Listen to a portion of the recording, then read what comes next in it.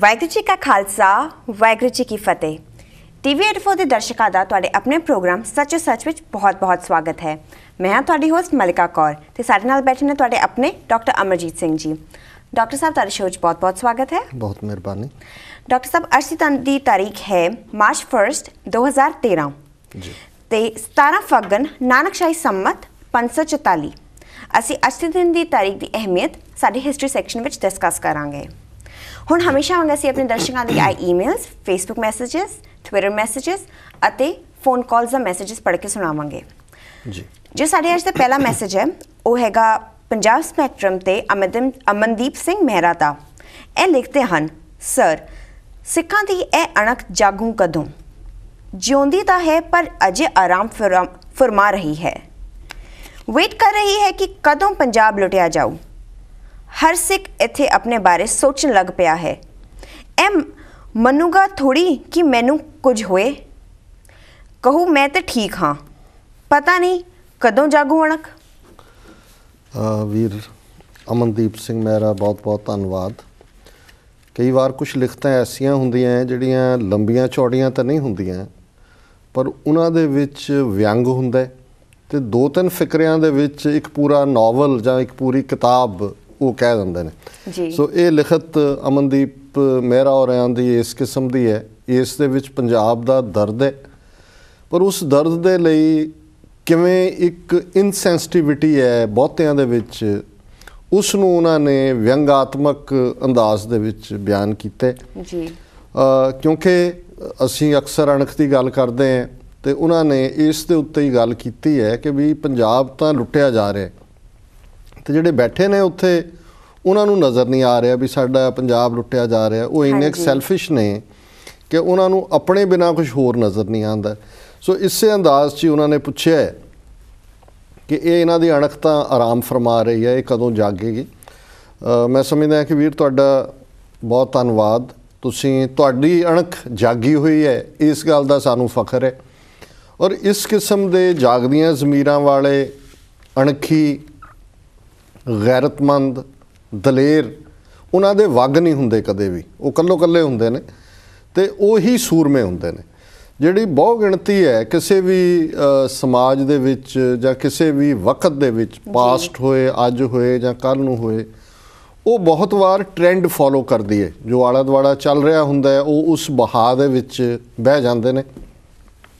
ਉਹ ਚੰਗੇ ਬਹਾ 'ਚ ਵੀ ਬਹਿ ਸਕਦੇ ਨੇ ਜੇ ਚੰਗੇ ਲੋਕ ਲੀਡਰਸ਼ਿਪ ਪ੍ਰੋਵਾਈਡ ਕਰਨ ਤੇ ਕਈ ਵਾਰ ਉਹ ਇੱਕ ਮੂਟ ਸਪੈਕਟੇਟਰ, ਚੁੱਪ ਦਰਸ਼ਕ ਬਣੇ ਰਹਿੰਦੇ ਨੇ ਜੀ ਜਦੋਂ ਕਿ ਨੈਗੇਟਿਵ ਲੋਕ ਕੰਮ ਕਰ ਰਹੇ ਹੁੰਦੇ ਨੇ।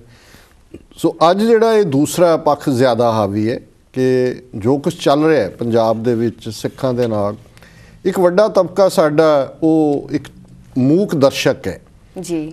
ਉਹਨਾਂ 'ਚੋਂ ਕੁਛ ਐਸੇ ਨੇ ਜਿਹੜੇ ਮਹਿਸੂਸ ਕਰਦੇ ਨੇ ਪਰ ਉਹਨਾਂ ਦੇ ਵਿੱਚ ਇੰਨਾ ਹੌਸਲਾ ਨਹੀਂ ਕਿ ਉਹ ਚੈਲੰਜ ਕਰਨ। ਕੁਛ ਨੇ ਜਿਹੜੇ ਮਹਿਸੂਸ ਕਰਦੇ ਨੇ ਪਰ ਉਹਨਾਂ ਨੂੰ ਇਹ ਲੱਗਦਾ ਵੀ ਅਸੀਂ ਜੇ ਕੁਛ ਕੀਤਾ ਤੇ ਜੋ ਬਾਕੀਆਂ ਦੇ ਨਾਲ ਹੋਇਆ, ਲੱਖ ਡੇਢ ਲੱਖ ਜਿਹੜਾ ਮਾਰਿਆ, ਸਾਡਾ ਵੀ ਫੇਟ ਇਹ ਹੋਏਗਾ।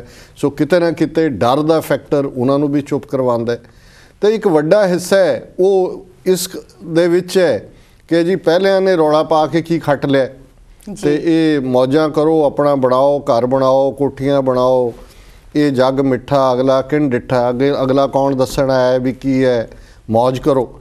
ਸੋ ਮੈਂ ਸਮਝਦਾ ਵੀ ਇਸ ਸਾਰੇ ਸਿਨੇਰੀਓ ਦੇ ਵਿੱਚ ਵੀ ਜਿਹੜੀ ਜਾਗਦੀ ਜ਼ਮੀਰ ਵਾਲਾ ਇੱਕ ਅੱਧਾ ਹੀ ਜਿਹੜਾ ਹੋਣਾ ਹੁੰਦਾ ਹੈ ਇਨਸਾਨ ਜਾਂ ਹੁੰਦਾ ਹੈ, ਉਹੀ ਤਬਦੀਲੀ ਲਿਆਉਂਦਾ। ਔਰ ਅਸੀਂ 78 ਤੋਂ ਪਹਿਲਾਂ ਦੇ ਸੀਨ ਤੋਂ ਵੀ ਵਾਕਿਫ ਹੈ। ਸਾਡੀ ਜਨਰੇਸ਼ਨ ਨੇ ਉਹ ਦੇਖਿਆ ਕਿ ਉਦੋਂ ਕਿਸ ਕਦਰ ਪੰਜਾਬ ਦੇ ਵਿੱਚ ਪਤਤਪੁਣਾ ਸੀ। ਉਦੋਂ ਇਹ ਅਜੇ ਇਸ ਲੈਵਲ ਦੀਆਂ ਸਮੈਕ ਜਾਂ ਹੈਰੋਇਨ ਵਰਗੀਆਂ ਡਰੱਗਸ ਤਾਂ ਨਹੀਂ ਸੀ ਆਈਆਂ ਪਰ ਹੋਰ ਨਸ਼ੇ ਔਰ ਦੂਸਰੀਆਂ ਕਮਜ਼ੋਰੀਆਂ ਕਾਫੀ ਸੀ।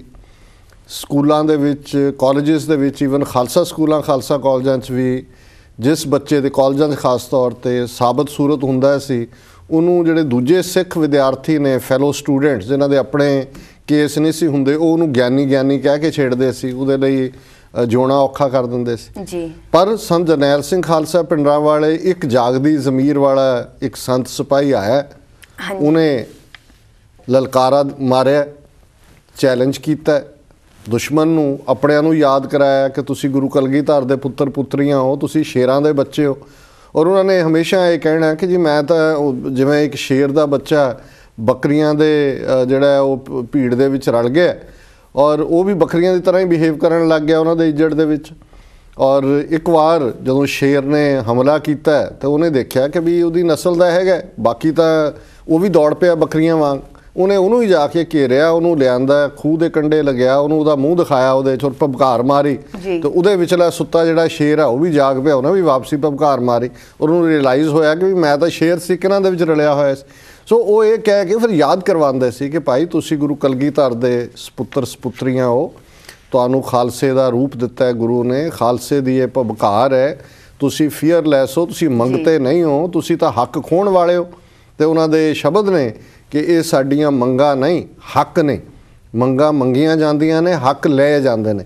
ਸੋ ਇਹ ਔਰ ਇੱਕ ਉਸ ਅਣਖੀ ਯੋਧੇ ਦੀ ਵੰਗਾਰ ਨੇ ਉਹੀ ਭੀੜ ਜਿਹੜੀ ਨਸ਼ਿਆਂ 'ਚ ਸੀ, ਉਹੀ ਭੀੜ ਜਿਹੜੀ ਛੋਟੀਆਂ ਗੈਂਗਸ ਬਣਾ ਕੇ ਕੁੜੀਆਂ ਦੇ ਪਿੱਛੇ ਕਾਲਜਾਂ ਯੂਨੀਵਰਸਿਟੀਆਂ ਦੇ ਵਿੱਚ ਲੜਦੇ ਸੀ, ਜਿਨ੍ਹਾਂ ਦੇ ਵਿੱਚ ਹੋਰ ਸਾਰੀਆਂ ਕਮਜ਼ੋਰੀਆਂ ਸੀ, ਉਹੀ ਜਿਹੜੇ ਲਾਈਨ ਬਣਾ ਕੇ ਆ ਕੇ ਖਲੋ ਗਏ ਕਿ ਜੀ ਸਾਨੂੰ ਅਸੀਂ ਸ਼ਹੀਦ ਹੋਣ ਨੂੰ ਤਿਆਰ ਹਾਂ ਪੰਥ ਲਈ, ਦੱਸੋ ਕੀ। ਔਰ ਉਹਨਾਂ ਨੇ ਜੇ ਅਸੀਂ 84 ਤੋਂ 94 95 ਤੱਕ ਦੇਖਦੇ ਹਾਂ ਕਿ ਕਿੰਨੀ ਵੱਡੀ ਹਕੂਮਤ, ਉਹਨਾਂ ਦੀ ਫੌਜ, ਉਹਨਾਂ ਦੇ ਫੌਜੀ ਦਸਤਿਆਂ ਦੇ ਨਾਲ ਕਿਸ ਬਹਾਦਰੀ ਦੇ ਨਾਲ ਜੂਝੇ, ਉਹੀ ਜਿਹੜੇ ਕਦੇ ਸਮਗਲਿੰਗ ਵੱਲ ਸੀ, ਕਦੇ ਹੋਰ ਕਮਜ਼ੋਰੀਆਂ ਵੱਲ ਸੀ, ਉਹੀ ਉਸ ਧਰਤੀ ਦੇ ਬਲਕਾਰ ਯੋਧੇ ਬਣੇ।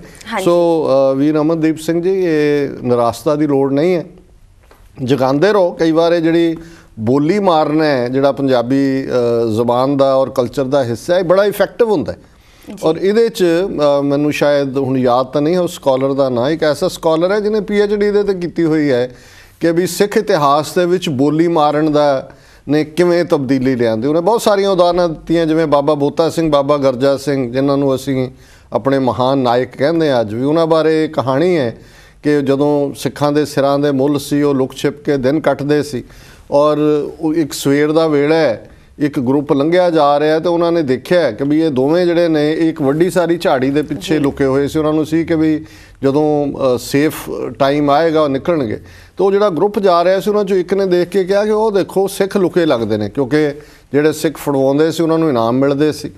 ਤੇ ਦੂਸਰੇ ਨੇ ਕਿਹਾ ਵੀ ਨਹੀਂ ਇਹ ਸਿੰਘ ਨਹੀਂ ਹੋਣੇ, ਇਹ ਸਿੱਖ ਲੁਕਦੇ ਥੋੜੀ ਨਾ ਕਦੇ, ਇਹ ਐਵੇਂ ਭੁਲੇਖਾ ਹੀ ਹੈ, ਤਾਂ ਅੱਗੇ ਚਲੇ ਗਏ। ਹੁਣ ਇਹ ਇੱਕ ਬੋਲੀ ਸੀ, ਉਹਨਾਂ ਦੋਨਾਂ ਨੇ ਸੁਣੀ, ਇੱਕ ਦੂਜੇ ਵੱਲ ਦੇਖਿਆ, ਉਹਨੇ ਕਿਹਾ ਵੀ ਇਹ ਤਾਂ ਹੁਣ ਤਾਂ ਸਾਡੀ ਸਿੱਖੀ 'ਤੇ ਹੀ ਸਵਾਲੀਆ ਨਿਸ਼ਾਨ ਲੱਗ ਗਏ। ਔਰ ਫਿਰ ਕਿਵੇਂ ਉਹਨਾਂ ਨੇ ਚੁੰਗੀ ਲਾਈ ਔਰ ਕਿਵੇਂ ਉਹਨਾਂ ਨੇ ਆਪਣੇ ਖਾਲਸਾਈ ਅਣਖ ਦਾ ਵਿਖਾਵਾ ਕੀਤਾ। ਸੋ ਇਹ ਵੀ ਇੰਪੋਰਟੈਂਟ ਹੁੰਦਾ ਹੈ, ਪਰ ਮੇਰਾ ਖਿਆਲ ਹੈ ਵੀ ਨਿਰਾਸ਼ਤਾ ਨਹੀਂ ਹੋਣੀ ਚਾਹੀਦੀ। ਸਰਟਨਲੀ ਉਸੇ ਧਰਤੀ 'ਤੇ ਉਹੀ ਜਿਹੜੇ ਅੱਜ ਕਮਜ਼ੋਰੀਆਂ ਦਾ ਸ਼ਿਕਾਰ ਨੇ, ਗੁਰੂ ਦੀ ਬਖਸ਼ਿਸ਼ ਹੋਏਗੀ ਔਰ ਇਹ ਬਲਕਾਰ ਯੋਧੇ ਜਿਹੜੇ ਨੇ ਕੌਮੀ ਅਣਖ ਦੇ ਲਈ ਨਿਕਲਣਗੇ ਔਰ ਜੂਝਣਗੇ। ਜੀ, ਇਹ ਮੈਸੇਜ ਅੰਮ੍ਰਿਤਸਰ ਤੋਂ ਭਾਈ ਸੁਖਵਿੰਦਰ ਸਿੰਘ ਜੀ ਦਾ ਹੈ। ਜੀ, ਇਹ ਕਹਿੰਦੇ ਹਨ, ਡਾਕਟਰ ਸਾਹਿਬ ਤੁਸੀਂ ਬਾਹਰਲੇ ਸਿੱਖਾਂ ਨੇ ਤਾਂ ਸਿੱਖੀ ਸੰਭਾਲ ਲਈ ਹੈ, ਪਰ ਇੱਥੇ ਬੜਾ ਬੇੜਾ ਗਰਕ ਹੋ ਗਿਆ ਹੈ। ਤੁਸੀਂ ਜੇ ਕਦੇ ਗੁਰੂ ਕੀ ਨਗਰੀ ਦੇ ਅੰਦਰ ਹੋ ਰਹੇ ਕੁਕਰਮਾਂ ਬਾਰੇ ਸੁਣੋਗੇ ਤਾਂ ਸ਼ਰਮਸਾਰ ਹੋ ਜਾਵੋਗੇ। ਜਦੋਂ ਵਾੜ ਹੀ ਰੈਕਤ ਨੂੰ ਖਾਣ ਲੱਗ ਜਾਏ ਤਾਂ ਫਸਲ ਕਿੱਥੋਂ ਬਚੇਗੀ। ਮੈਂ ਇੱਕ ਗੁਰੂ ਕਾ ਕੀਰਤਨੀਆ ਹਾਂ, ਪਰ ਸਾਡੀ ਸ਼੍ਰੇਣੀ ਦੇ ਸਾਥੀਆਂ ਵਿੱਚ ਵੀ ਪੈਸੇ ਦੀ ਦੌੜ ਲੱਗੀ ਹੋਈ ਹੈ। ਹੁਣ ਗੁਰੂ ਹੀ ਬੋੜੀ ਕਰੇ, ਹੋਰ ਕੋਈ ਆਸ ਨਹੀਂ। ਭਾਈ ਸੁਖਵਿੰਦਰ ਸਿੰਘ ਜੀ, ਤੁਹਾਡਾ ਬਹੁਤ ਬਹੁਤ ਧੰਨਵਾਦ। ਤੁਸੀਂ ਗੁਰੂ ਕੀ ਨਗਰੀ ਤੋਂ ਪੈਗਾਮ ਦਿੱਤਾ ਹੈ। ਬੇਸ਼ੱਕ ਪੈਗਾਮ ਉਦਾਸੀ ਵਾਲਾ ਹੈ, ਕਿਉਂਕਿ ਅਸੀਂ ਸਮੁੱਚਾ ਸਿੱਖ ਜਗਤ ਦੋ ਵੇਲੇ ਦੀ ਅਰਦਾਸ 'ਚ ਗੁਰੂ ਤੋਂ ਇਹ ਮੰਗਦਾ, ਅਕਾਲ ਪੁਰਖ ਤੋਂ, ਸ੍ਰੀ ਅੰਮ੍ਰਿਤਸਰ ਜੀ ਦੇ ਇਸ਼ਨਾਨ। ਜਦੋਂ ਅਸੀਂ ਅਰਦਾਸ ਦੇ ਸ਼ਬਦ ਦੁਹਰਾਉਂਦੇ ਹਾਂ, ਸਿੱਖਾਂ ਨੂੰ ਸਿੱਖੀ ਦਾਨ, ਕੇਸ ਦਾਨ, ਰਹਿਤ ਦਾਨ, ਵਿਵੇਕ ਦਾਨ, ਵਸਾ ਦਾਨ, ਭਰੋਸਾ ਦਾਨ, ਦਾਨਾ ਸਿਰ ਦਾਨ, ਨਾਮਦਾਨ, ਸ੍ਰੀ ਅੰਮ੍ਰਿਤਸਰ ਜੀ ਦੇ ਇਸ਼ਨਾਨ, ਚੌਂਕੀਆਂ, ਝੰਡੇ, ਬੁੰਗੇ, ਜੁਗੋ ਜੁਗ ਅਟਲ।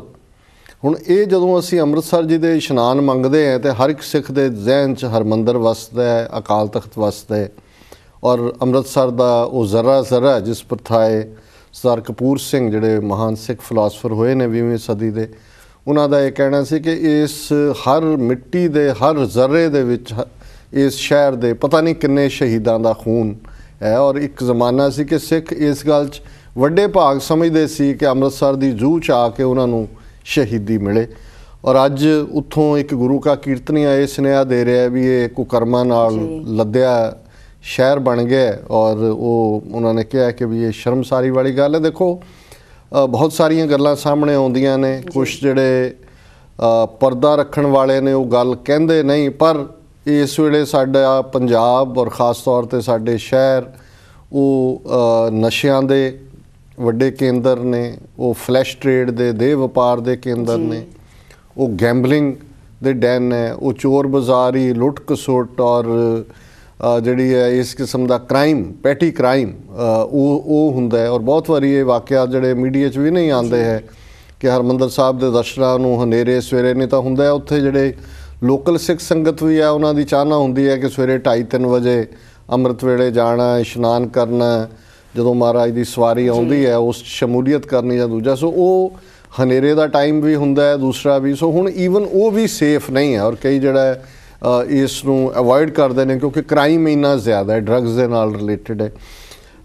ਠੀਕ ਹੈ, ਭਾਈ ਸਾਹਿਬ ਨੇ ਆਪਣਾ ਫੇਥ ਜਿਹੜਾ ਉਹ ਸਾਡੇ ਹਰ ਇੱਕ ਸਿੱਖ ਦਾ ਹੀ ਇਹ ਫੇਥ ਹੈ ਕਿ ਗੁਰੂ ਬੋੜੀ ਕਰੇ, ਪਰ ਮੈਂ ਸਮਝਦਾ ਹਾਂ ਵੀ ਇਹਦੇ ਲਈ ਸਾਡੇ ਫਰਜ਼ ਵੀ ਨੇ। ਜੇ ਅਸੀਂ ਨਿਰਾਸ਼ਤਾ ਦੇਖਦੇ ਹਾਂ, ਜੇ ਅਸੀਂ ਕਮਜ਼ੋਰੀਆਂ ਦੇਖਦੇ ਹਾਂ, ਤਾਂ ਇਸ ਦਾ ਮਤਲਬ ਇਹ ਨਹੀਂ ਵੀ ਅਸੀਂ ਗਿਵ ਅਪ ਕਰ ਦੇਣਾ ਹੈ ਜਾਂ ਅਸੀਂ ਫੇਟਲਿਸਟ ਨਹੀਂ ਹੈ ਕਿ ਅਸੀਂ ਫੇਟ 'ਤੇ ਛੱਡ ਦੇਣਾ ਕਿ ਜੋ ਹੋਏਗਾ ਦੇਖਿਆ ਜਾਏਗਾ, ਨਹੀਂ ਹੈ। ਮੇਰਾ ਖਿਆਲ ਹੈ ਵੀ ਜਿੱਥੇ ਅਸੀਂ ਅਨਿਆਂ ਦੇਖਦੇ ਹਾਂ ਉੱਥੇ ਚੈਲੰਜ ਕਰਨਾ ਬਣਦਾ, ਜਿੱਥੇ ਸਾਨੂੰ ਕਮਜ਼ੋਰੀ ਨਜ਼ਰ ਆਉਂਦੀ ਹੈ ਉੱਥੇ ਨੋ ਮੈਟਰ ਉਹਦੇ ਕੀ ਕੌਨਸੀਕੁਐਂਸ ਹੋਣ, ਉਸ ਨੂੰ ਜਿਹੜਾ ਰੈਕਟੀਫਾਈ ਕਰਨ ਦੇ ਲਈ, ਕਰੈਕਟ ਕਰਨ ਦੇ ਲਈ ਉਹਨੂੰ ਵੰਗਾਰਨਾ ਬਣਦਾ ਔਰ ਆਪਣੇ ਰੀਸੋਰਸ ਦੇ ਮੁਤਾਬਕ, ਆਪਣੀ ਸਮਰੱਥਾ ਦੇ ਮੁਤਾਬਕ, ਆਪਣੇ ਟੈਲੈਂਟ ਦੇ ਮੁਤਾਬਕ ਸਾਨੂੰ ਕੁਛ ਨਾ ਕੁਛ ਜਿਹੜਾ ਹੈ ਪੋਜ਼ਿਟਿਵ ਕੰਟਰੀਬਿਊਟ ਵੀ ਕਰਨਾ ਚਾਹੀਦਾ ਜੀ। ਬਾਕੀ ਪੈਸੇ ਦੀ ਦੌੜ ਇਹ ਇੱਕ ਪਾਸੇ ਨਹੀਂ ਹੈ। ਇੱਕ ਜ਼ਮਾਨਾ ਸੀ ਕਿ ਧਾਰਮਿਕ ਸ਼੍ਰੇਣੀ ਉਹ ਧਾਰਮਿਕ ਬਿਰਤੀ ਵਾਲੇ ਇਸ ਵਿਸ਼ਵਾਸ ਦੇ ਨਾਲ ਹੀ ਜਿਉਂਦੇ ਸੀ ਕਿ ਭਾਈ ਨਾਂਗੇ ਆਏ ਨਾਂਗੇ ਜਾਣਾ। ਸੋ ਜੀਵਨ 'ਚ ਤੁਸੀਂ ਜਿਹੜਾ ਇਸ ਦੌੜ 'ਚੋਂ ਤਾਂ ਕਿਸੇ ਨੇ ਕੁਛ ਨਹੀਂ ਖੱਟਿਆ ਹੈ। ਸਹਿਜ ਖੱਟੇ ਲੱਖ ਕੋ ਉੱਠ ਧਾਵੇ, ਤ੍ਰਿਪਤ ਨਾ ਆਵੇ ਮਾਇਆ ਪਾਛੇ ਪਾਵੇ, ਵੀ ਇਹਦੇ 'ਚ ਤਾਂ ਕੋਈ ਜਿੱਤਦਾ ਨਹੀਂ ਹੈ। ਪਰ ਅੱਜ ਬਦਕਿਸਮਤੀ ਹੈ ਵੀ ਉਹਨਾਂ ਦਾ ਵੀ ਇੱਕ ਵੱਡਾ ਹਿੱਸਾ ਇਸ ਦੌੜ 'ਚ ਹੈ। ਸੋ ਇਹਦੇ 'ਚ ਤਾਂ ਹੁਣ ਕੋਈ ਇਸ ਕਿਸਮ ਦੀ ਹਵਾਈ ਵਗੀ ਹੋਈ ਹੈ, ਦੁਨੀਆ ਦਾ ਇੱਕ ਕਲਚਰ ਵੀ ਕੁਛ ਜਿਹੜਾ ਇਸ ਕਿਸਮ ਦਾ। ਪਰ ਮੇਰਾ ਖਿਆਲ ਹੈ ਵੀ ਸਾਡਾ ਫਰਜ਼ ਐਫਰਟ ਕਰਨਾ ਹੈ, ਗਿਵ ਅਪ ਕਰਨਾ ਨਹੀਂ ਹੈ ਜੀ। ਡਾਕਟਰ ਸਾਹਿਬ ਇसी ਗੱਲ ਤੇ ਇੱਕ ਛੋਟੀ ਜਿਹੀ ਬ੍ਰੇਕ ਲੈਣੇ ਆ। ਦਰਸ਼ਕੋ, ਈਮੇਲ ਪੜ੍ਹਨ ਦਾ ਸਿਲਸਿਲਾ ਡਾਕਟਰ ਸਾਹਿਬ ਨਾਲ ਇਦਾਂ ਹੀ ਚੱਲਦਾ ਰਹੇਗਾ, ਬਟ ਇੱਕ ਨਿੱਕੀ ਜਿਹੀ ਬ੍ਰੇਕ ਤੋਂ ਬਾਅਦ। ਸੋ ਸਾਡੇ ਨਾਲ ਇਦਾਂ ਹੀ ਬਣੇ ਰਹਿਣਾ।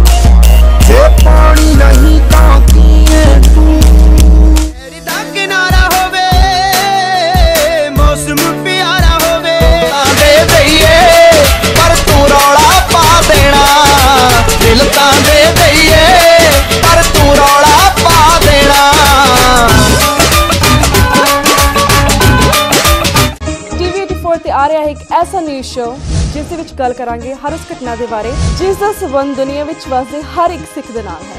गल करांगे दुनिया विच फैले अपने रिपोर्टर्स दे नाल पॉलिटिक्स, साइंस, इकोनॉमिक्स, स्पोर्ट्स अते ह्यूमन राइट्स दे इशूज़। वेखो मेरे नाल ऐसी संसदी खेच नहीं पक्कियां ते खरियां खबरां दिंदे हां।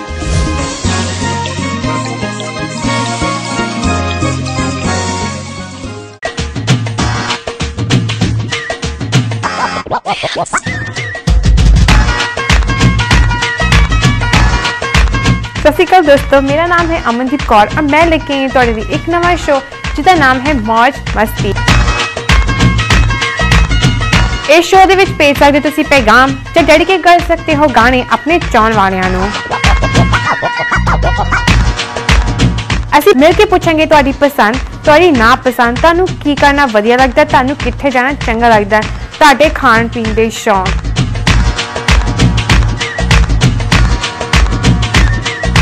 ਤੁਹਾਨੂੰ ਪੁੱਛਾਂਗੇ ਕੁਝ ਸਵਾਲ ਤੇ ਤੁਸੀਂ ਜਿੱਤ ਸਕਦੇ ਹੋ ਢੇਰ ਸਾਰੇ ਇਨਾਮ। ਮੈਨੂੰ ਦੇਖਣਾ ਨਾ ਭੁੱਲਣਾ ਸੈਟਰਡੇ ਐਂਡ ਸੰਡੇ ਸ਼ਾਮੀ 7 ਵਜੇ ਓਨਲੀ ਔਨ TV 84 ਤੇ।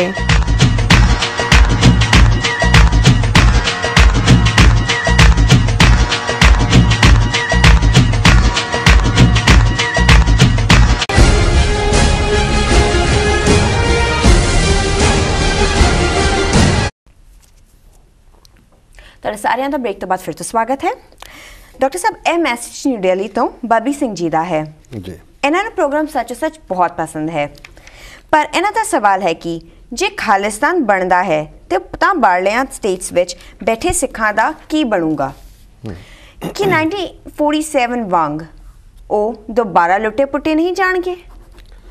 ਮੈਂ ਖਾਲਿਸਤਾਨ ਦੀ ਵਿਰੋਧੀ ਨਹੀਂ ਹਾਂ, ਪਰ ਮੇਰੇ ਵੱਲੋਂ ਪੁੱਛਿਆ ਗਿਆ ਸਵਾਲ ਬਾਹਰਲੇ ਬਹੁਤ ਸਾਰੇ ਸਿੱਖਾਂ ਦਾ ਕੰਸਰਨ ਹੈ। ਸਭ ਤੋਂ ਪਹਿਲਾਂ ਤਾਂ ਬਬਲੀ ਸਿੰਘ ਜੀ ਦਿੱਲੀ ਤੋਂ ਜਿਨ੍ਹਾਂ ਨੇ ਲਿਖਿਆ, ਉਹਨਾਂ ਦਾ ਧੰਨਵਾਦ। ਔਰ ਮੇਰਾ ਖਿਆਲ ਹੈ ਵੀ ਇਹ ਇੱਕ ਬੇਸਿਕ ਜਿਹੜਾ ਹਿਊਮਨ ਇਨਸਟਿੰਕਟ ਹੈ, ਜਿਹਦੇ 'ਚ ਕਿ ਅਸੀਂ ਸਭ ਤੋਂ ਪਹਿਲਾਂ ਆਪਣੀ ਜਾਨ ਬਾਰੇ ਸੋਚਦੇ ਹਾਂ, ਔਰ ਇਹ ਸੋਚਣਾ ਵੀ ਚਾਹੀਦਾ। ਔਰ ਕਈ ਵਾਰ ਵਿਰੋਧੀ ਪ੍ਰੋਪੇਗੈਂਡਾ ਇੰਨਾ ਜ਼ਿਆਦਾ ਹੁੰਦਾ ਹੈ ਜੀ ਕਿ ਉਹ ਇੱਕ ਸਕੇਅਰ ਜਾਂ ਫੀਅਰ ਪੈਦਾ ਕਰਦਾ। ਔਰ ਇਹ ਗੱਲ ਨਵੀਂ ਨਹੀਂ ਹੈ ਕਿ ਅੱਜ ਜਿਹੜੇ ਬਾਹਰਲੀਆਂ ਸਟੇਟਾਂ 'ਚ ਬੈਠੇ ਸਿੱਖ ਨੇ ਉਹ ਫਿਕਰਮੰਦ ਨੇ ਕਿ ਜੇ ਖਾਲਿਸਤਾਨ ਬਣਿਆ ਤਾਂ ਉਹਨਾਂ ਦਾ ਕੀ ਬਣੇਗਾ। ਈਵਨ ਜਦੋਂ ਪੰਜਾਬੀ ਸੂਬੇ ਦੀ ਐਜੀਟੇਸ਼ਨ ਚੱਲ ਰਹੀ ਸੀ, ਮਾਸਤਾਰਾ ਸਿੰਘ 1950 ਦੇ ਵਿੱਚ ਪੰਜਾਬੀ ਸੂਬੇ ਦਾ ਮਤਾ ਪਾਸ ਹੋਇਆ ਔਰ ਲੰਬੀ ਸਟਰਗਲ ਉਹਨਾਂ ਨੇ ਕੀਤੀ। ਇਹ ਸਵਾਲ ਉਹਨਾਂ ਤੋਂ ਵੀ ਪੁੱਛਿਆ ਜਾਂਦਾ ਸੀ ਕਿ ਵੀ ਤੁਸੀਂ ਪੰਜਾਬੀ ਸੂਬਾ ਮੰਗਦੇ ਹੋ, ਪੰਜਾਬੀ ਸੂਬਾ ਜਦੋਂ ਬਣ ਗਿਆ ਤੇ ਬਾਹਰਲੇ ਸਿੱਖਾਂ ਦਾ ਕੀ ਬਣੇਗਾ। ਹਾਲਾਂਕਿ ਕੋਈ ਪੰਜਾਬੀ ਸੂਬਾ ਦੇਸ਼ ਤੋਂ ਬਾਹਰ ਨਹੀਂ ਸੀ ਮੰਗਦੇ, ਉਹਨਾਂ ਦਾ ਇਹ ਸੀ ਕਿ ਜਿਵੇਂ ਬਾਕੀ ਜ਼ਬਾਨਾਂ ਦੇ ਆਧਾਰ ਤੇ ਸੂਬੇ ਬਣਾਏ ਨੇ, ਤਾਮਿਲ, ਤੇਲਗੂ, ਕੰਨੜ, ਮਲਿਆਲਮ, ਬੰਗਲਾ, ਗੁਜਰਾਤੀ, ਮਰਾਠੀ, ਇਵੇਂ ਹੀ ਤੁਸੀਂ ਪੰਜਾਬੀ ਜ਼ਬਾਨ ਦੇ ਆਧਾਰ ਤੇ ਵੀ ਸੂਬਾ ਬਣਾਓ। ਲੇਕਿਨ ਇੱਕ ਐਸਾ ਫੀਅਰ ਪੈਦਾ ਕਰ ਦਿੱਤਾ ਸੀ ਆਰੀਆ ਸਮਾਜੀ ਮੀਡੀਆ ਨੇ ਕਿ ਪੰਜਾਬੀ ਸੂਬਾ ਬਣ ਗਿਆ ਤਾਂ ਇਹਦਾ ਮਤਲਬ ਪਾਕਿਸਤਾਨ ਵਾਂਗ ਇਹ ਹੋ ਜਾਏਗਾ। ਤੇ ਉਹਨਾਂ ਦਾ ਇਹ ਜਵਾਬ ਹੁੰਦਾ ਸੀ, ਜਿਹੜਾ ਕਿ ਮੈਂ ਸਮਝਦਾ ਵੀ ਸਾਡੇ ਕੇਸ 'ਚ ਵੀ ਕਾਫੀ ਢੁਕਵਾਂ ਹੈ। ਉਹ ਇਹ ਕਹਿੰਦੇ ਸੀ ਵੀ ਇਸ ਵੇਲੇ ਤਾਂ ਸਾਰੇ ਹੀ ਸਿੱਖ ਜਿਸ ਭੇੜੀਏ ਦੇ ਮੂੰਹ 'ਚ ਫਸੇ ਨੇ ਉਹ ਉਹਨੇ ਖਾ ਜਾਣੇ ਨੇ, ਭੇੜੀਏ ਨੇ, ਉਹਨਾਂ ਨੇ ਉਹਨੂੰ ਛੱਡਣਾ ਨਹੀਂ ਹੈ। ਕਿ ਸਾਰੇ ਹਿੰਦੁਸਤਾਨ 'ਚ ਸਿੱਖਾਂ ਦਾ ਫੇਟ ਸੀਲ ਕਰ ਦਿੱਤਾ ਹੈ ਇਸ ਹਕੂਮਤ ਦੇ ਥੱਲੇ ਆ ਕੇ। ਜੇ ਅਸੀਂ ਪੰਜਾਬੀ ਸੂਬਾ ਬਣਾ ਕੇ ਇੱਕ ਖਿੱਤੇ ਦੇ ਵਿੱਚ ਆਪਣੀ ਜ਼ਬਾਨ, ਆਪਣੇ ਧਰਮ, ਆਪਣੇ ਬੱਚਿਆਂ ਨੂੰ ਸਿੱਖੀ ਦੇ ਰਸਤੇ 'ਤੇ ਰੱਖ ਲਿਆ ਤੇ ਇਹਨੂੰ ਹੀ ਗਨੀਮਤ ਸਮਝੋ। ਬਾਕੀ ਵੀ ਥੋੜ੍ਹੇ ਬਹੁਤ ਇਹ ਸਾਰੇ ਤੋਂ ਸਿੱਖਿਆ ਲੈ ਕੇ ਇਹਦਾ ਹਿੱਸਾ ਬਣ ਜਾਣਗੇ ਜਾਂ ਉਹ ਵੀ ਬਚ ਜਾਣਗੇ। ਹਾਲਾਂ ਉਹ ਪੰਜਾਬੀ ਸੂਬਾ ਵਿਦਨ ਕੰਟਰੀ ਦੀ ਗੱਲ ਸੀ। ਹੁਣ ਪੰਜਾਬੀ ਸੂਬਾ ਬਣ ਗਿਆ 1966 'ਚ, 50 ਸਾਲ ਲੰਘ ਗਏ, ਹੁਣ ਕੀ ਬਣਿਆ? ਕੋਈ ਬਾਕੀ ਸਿੱਖਾਂ ਨੂੰ ਅਦਰ ਦੈਨ ਕਿ ਉਹਨਾਂ ਨੇ ਨਸਲਕੁਸ਼ੀ ਦੀ ਲਾਈਨ ਲਈ ਹਕੂਮਤ ਨੇ। ਸੋ ਮੈਂ ਇਹ ਸਮਝਦਾ ਵੀ ਇਹ ਵੀ ਇੱਕ ਭੁਲੇਖੇ ਵਾਲੀ ਗੱਲ ਹੈ, ਕਿਉਂਕਿ ਪਾਕਿਸਤਾਨ ਅਨਫੋਰਚੂਨੇਟਲੀ ਜਦੋਂ ਡਿਵੀਜ਼ਨ ਹੋਈ 47 ਦੇ ਵਿੱਚ, ਅੰਗਰੇਜ਼ਾਂ ਦੀ ਜ਼ਿੰਮੇਵਾਰੀ ਸੀ ਕਿ ਉਹ ਮੇਕ ਸ਼ੋਰ ਕਰਦੇ ਕਿ ਪੀਸਫੁਲ ਟਰਾਂਸਫਰ ਆਫ ਪਾਵਰ ਹੁੰਦਾ। ਬੇਸ਼ੱਕ ਪਾਰਟੀਸ਼ਨ ਹੀ ਫੈਸਲਾ ਸੀ। ਉਹਨਾਂ ਨੇ 1948 'ਚ ਜਾਣਾ ਸੀ, ਉੱਥੋਂ 1 ਸਾਲ ਉਹ ਪਹਿਲਾਂ ਨਿਕਲ ਗਏ। ਆਪਣਾ ਉਹਨਾਂ ਨੇ ਐਨ ਬੋਰੀਆ ਬਿਸਤਰਾ ਠੀਕ ਬੰਨਿਆ, ਆਪਣਾ ਕੋਈ ਗੋਰਾ ਉਹਦੇ 'ਚ ਨਹੀਂ ਮਾਰਿਆ ਗਿਆ, ਨਿਕਲ ਗਏ। ਬਾਕੀ ਜਿਹੜਾ ਉਹਨਾਂ ਨੇ ਛੱਡਤਾ ਕਿ ਵੀ ਤੁਸੀਂ ਕਿਸ ਲੈਵਲ 'ਤੇ ਜਾਂਦੇ ਹੋ, ਇੱਕ ਸਿਵਲ ਵਾਰ ਬਣ ਗਈ। ਸੋ ਇਹ ਦੋ ਹਾਲਾਤਾਂ ਦੇ ਉੱਤੇ ਡਿਪੈਂਡ ਕਰਦਾ ਹੈ। ਸੋ ਇਸੇ ਲਈ ਅਸੀਂ ਖਾਲਿਸਤਾਨ ਦੇ ਐਲਾਨਨਾਮੇ 'ਚ ਇਹ ਗੱਲ ਕਹੀ ਹੋਈ ਹੈ ਕਿ ਅਸੀਂ ਅਜਾਈਂ ਖੂਨ ਡੋਲਣ ਦੇ ਹੱਕ 'ਚ ਨਹੀਂ, ਸਾਰੇ ਮਸਲਿਆਂ ਦਾ ਹੱਲ ਗੱਲਬਾਤ ਰਾਹੀਂ ਚਾਹੁੰਦੇ ਹਾਂ। ਪਹਿਲੀ ਗੱਲ ਤਾਂ ਹੁਣ ਜੇ ਇਜ਼ਰਾਈਲ ਬਣਿਆ, ਅੱਜ ਇਜ਼ਰਾਈਲ ਦੀ ਆਬਾਦੀ 6 ਮਿਲੀਅਨ ਦੇ ਲਗਭਗ ਹੈ, 6.5 ਮਿਲੀਅਨ। ਲੇਕਿਨ ਇਸ ਤੋਂ ਜ਼ਿਆਦਾ ਯਹੂਦੀ 8 ਮਿਲੀਅਨ ਦੇ ਕਰੀਬ ਇਜ਼ਰਾਈਲ ਤੋਂ ਬਾਹਰ ਰਹਿੰਦੇ ਨੇ, ਦੁਨੀਆ ਭਰ 'ਚ ਰਹਿੰਦੇ ਨੇ। ਸੋ ਉਹਦਾ ਮਤਲਬ ਇਹ ਨਹੀਂ, ਔਰ ਉਹਦੇ 'ਚੋਂ ਕਈ ਯਹੂਦੀ ਐਸੇ ਨੇ ਅਮਰੀਕਾ ਜਿਹੜੇ ਕਦੇ ਗਏ ਵੀ ਨਹੀਂ ਇਜ਼ਰਾਈਲ, ਜਾਂ ਉਹਨਾਂ ਦੇ ਬੱਚੇ ਇੱਕ ਅੱਧੀ ਵਾਰੀ ਜਾ ਆਉਂਦੇ ਨੇ। ਪਰ ਇਹਨਾਂ ਬਾਹਰਲੇ ਬੈਠਿਆਂ ਯਹੂਦੀਆਂ ਦੀ ਸਿਕਿਉਰਿਟੀ ਉਦੋਂ ਹੀ ਗਾਰੰਟੀ ਹੋਈ ਜਾਂ ਉਹਨਾਂ ਦਾ ਮਾਣ ਉਦੋਂ ਹੀ ਬਣਿਆ ਜਦੋਂ ਕਿ ਉਹਨਾਂ ਦਾ ਆਪਣਾ ਮੁਲਕ ਬਣਿਆ ਜੀ। ਸੋ ਇਸੇ ਤਰ੍ਹਾਂ ਬਾਹਰ ਬੈਠੇ ਸਿੱਖ ਜਿਹੜੇ ਸਟੇਟਾਂ ਦੇ ਨੇ, ਅਸੀਂ ਕਦੇ ਇਹ ਨਹੀਂ ਕਿਹਾ ਹੈ ਵੀ ਖਾਲਿਸਤਾਨ ਧਰਮ 'ਤੇ ਆਧਾਰਿਤ ਇਸ ਕਿਸਮ ਦਾ ਹੋਏਗਾ ਕਿ ਜੀ ਬਾਕੀਆਂ ਦੀ ਸਫਾਈ ਕਰ ਦਿੱਤੀ ਜਾਏਗੀ, ਉੱਥੇ ਕੋਈ ਰਹਿ ਨਹੀਂ ਸਕੇਗਾ, ਦੂਜਿਆਂ ਨੂੰ ਕੱਢ ਦਿੱਤਾ ਜਾਏਗਾ। ਇਹ ਸਾਡਾ ਕਦੇ ਵੀ ਨਹੀਂ ਹੈ। ਔਰ ਇਸੇ ਤਰ੍ਹਾਂ ਇਹ ਸਾਡੀ ਐਕਸਪੈਕਟੇਸ਼ਨ ਵੀ ਹੋਏਗੀ ਕਿ ਵੀ ਜੇ ਪੰਜਾਬ ਖਾਲਿਸਤਾਨ ਜਿਹੜਾ ਹੈ ਉਸ ਦੇ ਵਿੱਚ ਬਾਕੀ ਸਾਰੇ ਸ਼ਹਿਰੀ ਮਹਿਫੂਜ਼ ਨੇ, ਤੇ ਜਿਹੜਾ ਜਮਨਾ ਪਾਰ ਦਾ ਰੈਸਟ ਆਫ ਇੰਡੀਆ ਹੈ ਉਹਦੇ ਵਿੱਚ ਸਿੱਖ, ਮੁਸਲਮਾਨ, ਈਸਾਈ ਜਿਹੜੇ ਰਹਿੰਦੇ ਨੇ ਉਹ ਉਸੇ ਤਰ੍ਹਾਂ ਰਹਿਣਗੇ। ਪਰ ਜੇ ਕੋਈ ਇਸ ਕਿਸਮ ਦੇ ਹਾਲਾਤ ਬਣਾ ਦਿੱਤੇ ਜਾਂਦੇ ਨੇ ਤੇ ਫਿਰ ਜਿਵੇਂ ਪੰਜਾਬੀ 'ਚ ਕਹਿੰਦੇ ਨੇ ਕਿ ਭੱਜਦਿਆਂ ਨੂੰ ਵਾਹਣ ਇੱਕੋ ਜਿਹਾ ਹੁੰਦਾ, ਉਹਦੇ 'ਚ ਫਿਰ ਕੋਈ ਨਹੀਂ ਹੈ। ਸੋ ਸਾਡੀ ਐਕਸਪੈਕਟੇਸ਼ਨ ਇਹ ਹੈ ਕਿ ਰਾਦਰ ਕੰਟਰੇਰੀ ਟੂ ਦੈਟ, ਜੇ ਸਾਡਾ ਮੁਲਕ ਆਪਣਾ ਖਾਲਿਸਤਾਨ ਉੱਥੇ ਕਾਇਮ ਹੁੰਦਾ ਹੈ, ਜੇ ਸਿੱਖ ਬਾਹਰਲੇ ਜਿਹੜੇ ਥਾਵਾਂ 'ਤੇ ਐਸਟੈਬਲਿਸ਼ ਨੇ ਉਹਨਾਂ ਦੀ ਸੇਫਟੀ ਸਿਕਿਉਰਿਟੀ ਹੋਏਗੀ। ਕਿਉਂਕਿ ਜੇ ਤੁਹਾਡਾ ਡੰਡਾ ਤਗੜਾ ਹੈ, ਤੁਹਾਡਾ ਮੁਲਕ ਤਗੜਾ ਹੈ, ਤੁਸੀਂ ਇਕਨੋਮਿਕਲੀ ਵਾਇਬਲ ਹੋ, ਇਹਨਾਂ ਨੇ ਰੈਸਟ ਆਫ ਇੰਡੀਆ ਨੇ ਕਣਕ ਕਿੱਥੋਂ ਲੈਣੀ ਹੈ, ਖਾਣਾ ਕਿੱਥੋਂ ਹੈ? ਔਰ ਜੇ ਇੱਕ ਸਟਰੋਂਗ ਨੇਸ਼ਨ ਦੇ, ਹੁਣ ਅੱਜ ਇਜ਼ਰਾਈਲ ਛੋਟਾ ਜਿਹਾ ਦੇਸ਼ ਹੈ ਪਰ ਕਿਤੇ ਦੁਨੀਆ 'ਚ ਕਿਸੇ ਯਹੂਦੀ ਦੀ ਕੋਈ ਵਾਹ ਵੱਲ ਨਹੀਂ ਦੇਖ ਸਕਦਾ, ਸਾਰੇ ਦਾ ਸਾਰਾ ਨੇਸ਼ਨ ਜਿਹੜਾ ਹੈ ਉਹ ਖਲੋ ਜਾਂਦਾ। ਸੋ ਇਹ ਰਾਦਰ ਤੁਹਾਡਾ, ਅੱਜ ਤਾਂ ਅਸੀਂ ਯਤੀਮਾਂ ਵਾਂਗ ਸਾਰੇ ਹਿੰਦੁਸਤਾਨ 'ਚ ਕੁੱਟ ਖਾ ਰਹੇ, ਬਾਹਰਲੀ ਦੁਨੀਆ 'ਚ ਵੀ ਇੱਥੇ ਆਈਡੈਂਟਿਟੀ ਦਾ ਕ੍ਰਾਈਸਿਸ ਹੈ, ਫਰਾਂਸ ਟਰਬਨ ਦਾ ਇਸ਼ੂ ਹੈ, ਫਲੋਰੀਡਾ 'ਚ ਕੱਲ੍ਹ ਇੱਕ ਸਿੱਖ ਨੂੰ ਸ਼ੂਟ ਕੀਤਾ ਹੈ, ਹੀਟ ਕ੍ਰਾਈਮ ਦਾ ਮਸਲਾ ਰਜਿਸਟਰ। ਇਹ ਸਾਰੀਆਂ ਪ੍ਰੋਬਲਮਸ ਦੀ ਜੜ ਇਹੀ ਹੈ ਕਿ ਸਾਡੀ ਆਪਣੀ ਇੱਕ ਥਾਂ ਨਹੀਂ ਹੈ, ਆਪਣਾ ਨੇਸ਼ਨ ਜਿਹੜਾ ਕਿ ਇੰਟਰਨੈਸ਼ਨਲ ਲੈਵਲ 'ਤੇ, ਸਾਊਥ ਏਸ਼ੀਆ ਲੈਵਲ 'ਤੇ ਆਪਣੀ ਤਾਕਤ ਦਾ ਵਿਖਾਵਾ ਕਰ ਸਕੇ। ਸੋ ਬਬਲੀ ਸਿੰਘ ਜੀ, ਰਾਦਰ ਇਸ ਗੱਲ ਨੂੰ ਆਪਣੇ ਭਰਾਵਾਂ ਨੂੰ ਜਾਂ ਦੂਸਰੇ ਜਿਹੜੇ ਇਸ ਬਾਰੇ ਕੋਈ ਸ਼ੰਕਾ ਰੱਖਦੇ ਨੇ ਉਹਨਾਂ ਨੂੰ ਅਹਿਸਾਸ ਕਰਵਾਓ ਕਿ ਖਾਲਿਸਤਾਨ ਤੁਹਾਡੀ ਸਿਕਿਉਰਿਟੀ, ਤੁਹਾਡੀ ਸੇਫਟੀ ਦੀ ਗਰੰਟੀ ਹੋਏਗਾ, ਜਾਮਨੀ ਹੋਏਗਾ। ਔਰ ਜੇ ਤੁਹਾਡਾ ਆਪਣਾ ਘਰ ਹੈ, ਕੋਈ ਥੋੜ੍ਹੀ ਬਹੁਤ ਪ੍ਰੋਬਲਮ ਕਿਤੇ ਹੁੰਦੀ ਵੀ ਹੈ, ਤੁਸੀਂ ਆ ਕੇ ਆਪਣੇ ਮੁਲਕ 'ਚ ਵਸ ਸਕਦੇ ਹੋ। ਅੱਜ ਅਸੀਂ ਕਿੱਥੇ ਜਾਈਏ? ਜੇ ਅਮਰੀਕਾ 'ਚ ਹੇਟ ਕ੍ਰਾਈਮ ਹੈ, ਅਸੀਂ ਹਿੰਦੁਸਤਾਨ 'ਚ ਜਾਈਏ? ਹੋਰ ਕਿਹੜਾ ਮੁਲਕ ਹੈ ਜਿਹੜਾ ਸਾਨੂੰ ਚੱਲਦਾ? ਔਰ ਜਿੱਥੇ ਜਾਣਾ ਹੈ ਉਹ ਤਾਂ ਨਸਲਕੁਸ਼ੀ ਕਰ ਰਹੇ ਨੇ। ਸੋ ਘੱਟੋ ਘੱਟ ਤੁਹਾਡਾ ਇੱਕ ਆਪਣਾ ਮੁਲਕ ਹੋਏਗਾ, ਉਹ ਤੁਹਾਨੂੰ ਮਹਿਫੂਜ਼ ਕਰੇਗਾ, ਨਾ ਕਿ ਤੁਹਾਨੂੰ ਇਹ ਡਰ ਹੋਏ ਕਿ ਜੀ ਕੋਈ ਜਿਹੜਾ ਦੂਸਰਾ ਹਾਦਸਾ ਹੋਏਗਾ। ਜੀ, ਇਹ ਮੈਸੇਜ ਵਰਜੀਨੀਆ ਤੋਂ ਸਰਦਾਰ ਬਲਵਿੰਦਰ ਸਿੰਘ ਚੱਠਾ ਜੀ ਦਾ ਹੈ। ਜੀ, ਇਹਨਾਂ ਦਾ ਕਹਿਣਾ ਹੈ ਕਿ ਡਾਕਟਰ ਸਾਹਿਬ, ਤੁਹਾਡੇ ਦਰਸ਼ਕਾਂ 'ਚੋਂ ਬਹੁਤਿਆਂ ਨੇ ਪ੍ਰੋਗਰਾਮ ਨਾਲ ਇਸ਼ਕ ਹੈ, ਪਰ ਸਾਡੇ ਲਈ ਤਾਂ ਇਹ ਦਵਾਈ ਵਾਂਗ ਹੈ ਜਿਹੜਾ ਰੋਜ਼ਾਨਾ ਲਏ ਬਿਨਾਂ ਚੈਨ ਨਹੀਂ ਆਉਂਦਾ। ਗੁਰੂ ਸਾਹਿਬ ਤੁਹਾਨੂੰ ਚੜ੍ਹਦੀ ਕਲਾ ਵਿੱਚ ਰੱਖਣ। ਸਰ ਬਲਵਿੰਦਰ ਸਿੰਘ ਚੱਠਾ, ਇਹਨਾਂ ਦੀ ਅੱਜ ਕਾਲ ਸੀ ਸਵੇਰੇ, ਔਰ ਇਹ ਹਮੇਸ਼ਾ ਹੀ ਬੜੇ ਮਾਣ ਔਰ ਪਿਆਰ ਦੇ ਨਾਲ ਜਿਹੜਾ ਹੌਸਲਾ ਵਧਾਉਂਦੇ ਨੇ ਜੀ। ਸੋ ਸ਼ਬਦ ਇਹਨਾਂ ਦਾ ਇਹੀ ਸੀ ਜੋ ਤੁਸੀਂ ਦੁਹਰਾਏ ਨੇ। ਸੋ ਅਸੀਂ ਸਮਝਦੇ ਹਾਂ ਵੀ ਹਾਂ ਤਾਂ ਅਸੀਂ ਸਾਰਾ ਹੀ ਬਿਮਾਰ, ਮੇਰਾ ਵੈਦ ਗੁਰੂ ਗੋਬਿੰਦ ਹੈ, ਨਹੀਂ ਸਾਡਾ ਵੈਦ, ਸਾਡਾ ਡਾਕਟਰ ਤਾਂ ਗੁਰੂ ਗੋਬਿੰਦ ਨੇ, ਅਕਾਲ ਪੁਰਖ ਹੈ, ਤੇ ਦਵਾਈ ਉਸ ਵਾਹਿਗੁਰੂ ਦਾ ਨਾਂ ਹੀ ਦਵਾਈ ਹੈ। ਤੁਹਾਨੂੰ ਗੱਲਾਂ ਚੰਗੀਆਂ ਲੱਗਦੀਆਂ ਨੇ ਕਿਉਂਕਿ ਤੁਹਾਡੇ ਆਪਣੇ ਅੰਦਰ ਪੰਥ ਦਾ ਪਿਆਰ ਹੈ, ਔਰ ਇਵੇਂ ਹੀ ਸਾਨੂੰ ਹੌਸਲਾ ਦਿੰਦੇ ਰਹੋ, ਇਹੀ ਸਾਡੀ ਐਕਸਪੈਕਟੇਸ਼ਨ ਹੈ। ਹਾਂਜੀ, ਇਹ message Abbotsford, British Columbia, Canada ਤੋਂ ਬੀਬੀ ਚਰਨਜੀਤ ਕੌਰ ਜੀ ਦਾ ਹੈ। ਇਹ ਕਹਿੰਦੇ ਹਨ, ਵੀਰ ਜੀ, ਸਾਨੂੰ ਪਤਾ ਹੈ ਹੀ ਹੁਣ ਲੱਗਿਆ ਹੈ ਕਿ ਇੰਨਾ ਕੁਆਲਿਟੀ ਪ੍ਰੋਗਰਾਮ TV 84 ਤੇ ਚੱਲ ਰਿਹਾ ਹੈ। ਚੰਗਾ ਹੋਵੇਗਾ ਜੇ ਤੁਸੀਂ ਆਪਣੇ ਪਿਛਲੇ ਸਾਰੇ ਪ੍ਰੋਗਰਾਮਾਂ ਦੀ ਵੀਡੀਓ YouTube ਤੇ ਪਾ ਦੇਵੋ। ਜਿਵੇਂ ਤੁਸੀਂ ਸਿੱਖ ਬੀਬੀਆਂ ਦਾ ਇਤਿਹਾਸ ਵਿੱਚ ਯੋਗਦਾਨ ਦਾ ਜ਼ਿਕਰ ਕੀਤਾ, ਇਸ ਨਾਲ ਮੈਨੂੰ ਸਿੰਘਣੀ ਹੋਣ ਤੇ ਬੜਾ ਮਾਣ ਮਹਿਸੂਸ ਹੋਇਆ। ਜੇ ਕਿਤੇ ਇਹ ਮੈਸੇਜ ਹਰ ਸਿੱਖ ਲੜਕੀ ਨੂੰ ਮਿਲ ਜਾਏ ਤਾਂ ਉਹ ਕਦੀ ਆਪਣੇ ਗੁਰੂ ਦੇ ਦੱਸੇ ਰਸਤੇ ਤੇ ਨਹੀਂ ਭਟਕੇਗੀ, ਰਸਤੇ ਤੋਂ ਨਹੀਂ ਭਟਕੇਗੀ। ਗੁਰੂ ਤੁਹਾਡੇ ਅੰਗ ਸੰਗ ਹੋਣ।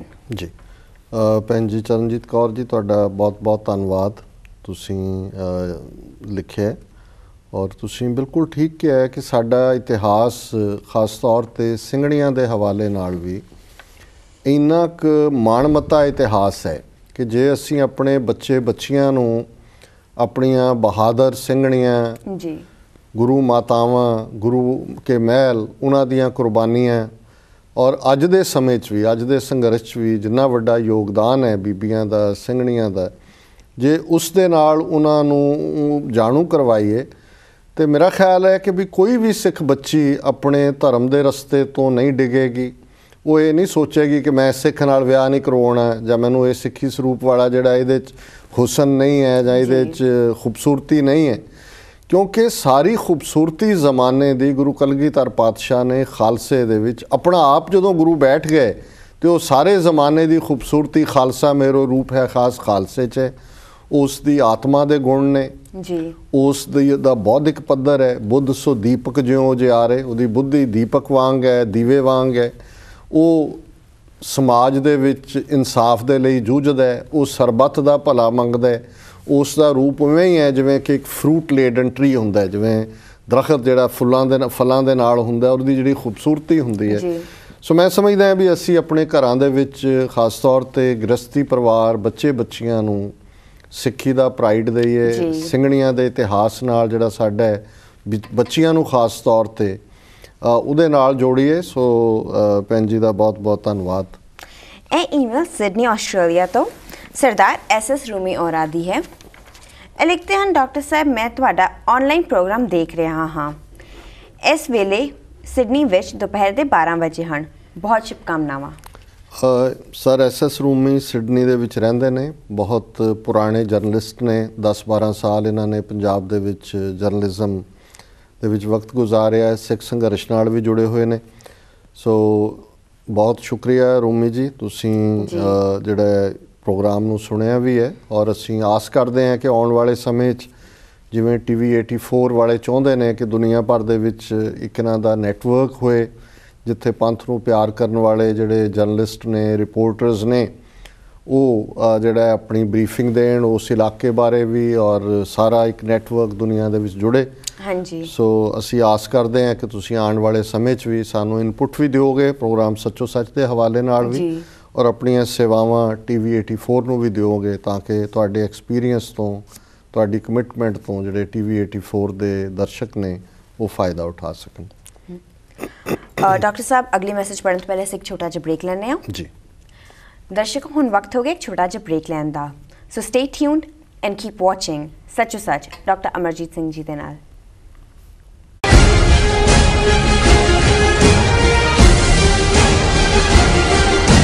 TV 84 ਤੇ ਆ ਰਿਹਾ ਹੈ ਇੱਕ ਐਸਾ ਨਿਊਜ਼ ਸ਼ੋ ਜਿਸ ਦੇ ਵਿੱਚ ਗੱਲ ਕਰਾਂਗੇ ਹਰ ਉਸ ਘਟਨਾ ਦੇ ਬਾਰੇ ਜਿਸ ਦਾ ਸੰਬੰਧ ਦੁਨੀਆ ਵਿੱਚ ਵਸਦੇ ਹਰ ਇੱਕ ਸਿੱਖ ਦੇ ਨਾਲ ਹੈ। ਗੱਲ ਕਰਾਂਗੇ ਦੁਨੀਆ ਵਿੱਚ ਫੈਲੇ ਆਪਣੇ ਰਿਪੋਰਟਰਸ ਦੇ ਨਾਲ ਪੋਲਿਟਿਕਸ, ਸਾਇੰਸ, ਇਕਨੋਮਿਕਸ, ਸਪੋਰਟਸ ਅਤੇ ਹਿਊਮਨ ਰਾਈਟਸ ਦੇ ਇਸ਼ੂਜ਼ ਤੇ। ਵੇਖੋ ਮੇਰੇ ਨਾਲ, ਅਸੀਂ ਸੰਸਦੀ ਖੇਚ ਨਹੀਂ, ਪੱਕੀਆਂ ਤੇ ਖਰੀਆਂ ਖਬਰਾਂ ਦਿੰਦੇ ਹਾਂ।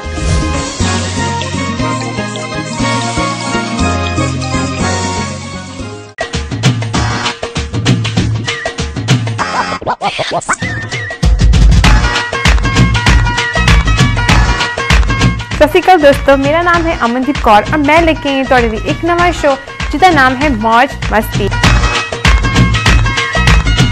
इस शो दे विच भेज सकते तुसी पैगाम या डेडिकेट कर सकते हो गाने अपने चाहण वालियां नूं। असीं मिल के पुछांगे तुहाडी पसंद, तुहाडी नापसंद, तुहानूं की करना वधिया लगदा, तुहानूं कित्थे जाना चंगा लगदा, तुहाडे खाण पीण दे शौक।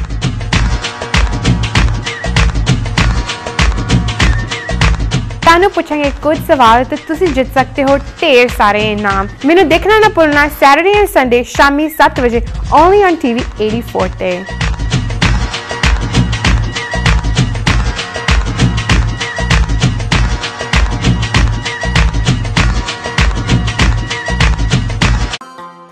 हेयर बैक, शहद और कुदरती अज्जा पर मुश्तमिल घने बाल दोबारा हासिल करने के लिए आसान और महफूज कुदरती जरिया, हस्बे ज़रूरत स्प्रे या शैम्पू की शक्ल में काबिल इस्तेमाल। 4 से 6 हफ्ते ही में घने बाल दोबारा हासिल करके जवान और पुरएतमाद नजर आएं।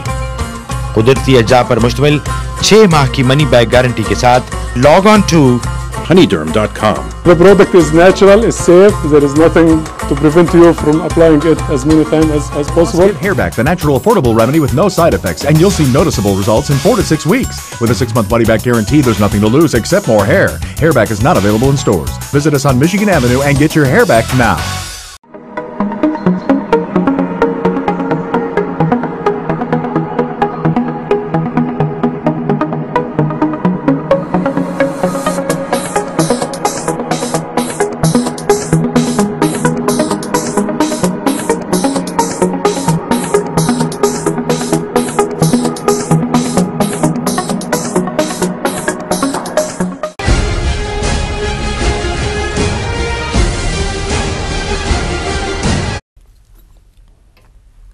Welcome back from the break.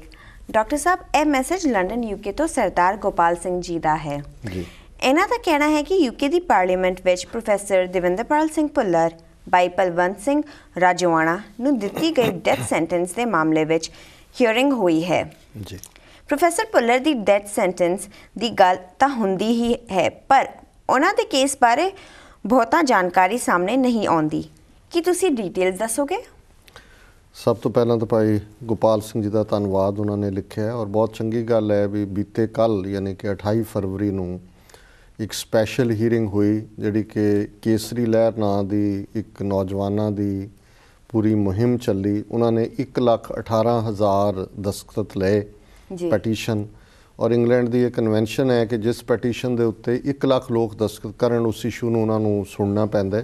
ਹਾਲਾਂਕਿ ਇਹ ਕੋਈ ਮੈਂਡੇਟਰੀ ਨਹੀਂ ਹੁੰਦਾ, ਪਰ ਉਹ ਕੋਈ ਨਾ ਕੋਈ ਮੈਂਬਰ ਪਾਰਲੀਮੈਂਟ ਉਹਨੂੰ ਲੈ ਕੇ ਜਾਂਦਾ ਉਸ ਸਬ ਕਮੇਟੀ ਦੇ ਸਾਹਮਣੇ। ਸੋ ਆਲਰੇਡੀ ਉਹਦੀ ਹੀਅਰਿੰਗ ਹੋਈ ਹੈ। ਅਜੇ ਬਹੁਤੀਆਂ ਡਿਟੇਲਸ, ਹਾਲਾਂਕਿ ਉਹਨਾਂ ਦੀ ਪ੍ਰੈਸ ਰਿਲੀਜ਼ ਕੇਸਰੀ ਲਹਿਰ ਦੀ ਮੈਂ ਦੇਖੀ ਹੈ, ਚਲਦੇ ਹੀ ਬਹੁਤੀਆਂ ਡਿਟੇਲਸ ਨਹੀਂ ਐਮਰਜ ਹੋਈਆਂ, ਪਰ ਜਿੰਨੀ ਲੰਬੀ ਜਿਵੇਂ ਅੱਡ ਮੈਂਬਰ ਪਾਰਲੀਮੈਂਟ ਨੇ ਪਾਰਟਿਸਿਪੇਟ ਕੀਤਾ ਹੈ ਉਹਦੇ ਤੋਂ ਲੱਗਦਾ ਵੀ ਕੁਆਇਟ ਲਾਈਵਲੀ ਡਿਬੇਟ ਸੀ ਇਹ। ਔਰ ਇਹਦਾ ਮੇਨ ਮਕਸਦ ਹੀ ਇਹ ਸੀ ਕਿ ਜਿਹੜੀ ਡੈਥ ਪੈਨਲਟੀ ਹੈ ਇੰਡੀਆ 'ਚ, ਇਹ ਬਿਲਕੁਲ ਅਸਮਾਜਿਕ ਹੈ, ਅਸਭਿਅਕ ਸਮਾਜ ਦੀ ਗੱਲ ਹੈ, ਸਿਵਲਾਈਜ਼ ਸੁਸਾਇਟੀ 'ਚ ਕਬੂਲ ਨਹੀਂ ਹੈ।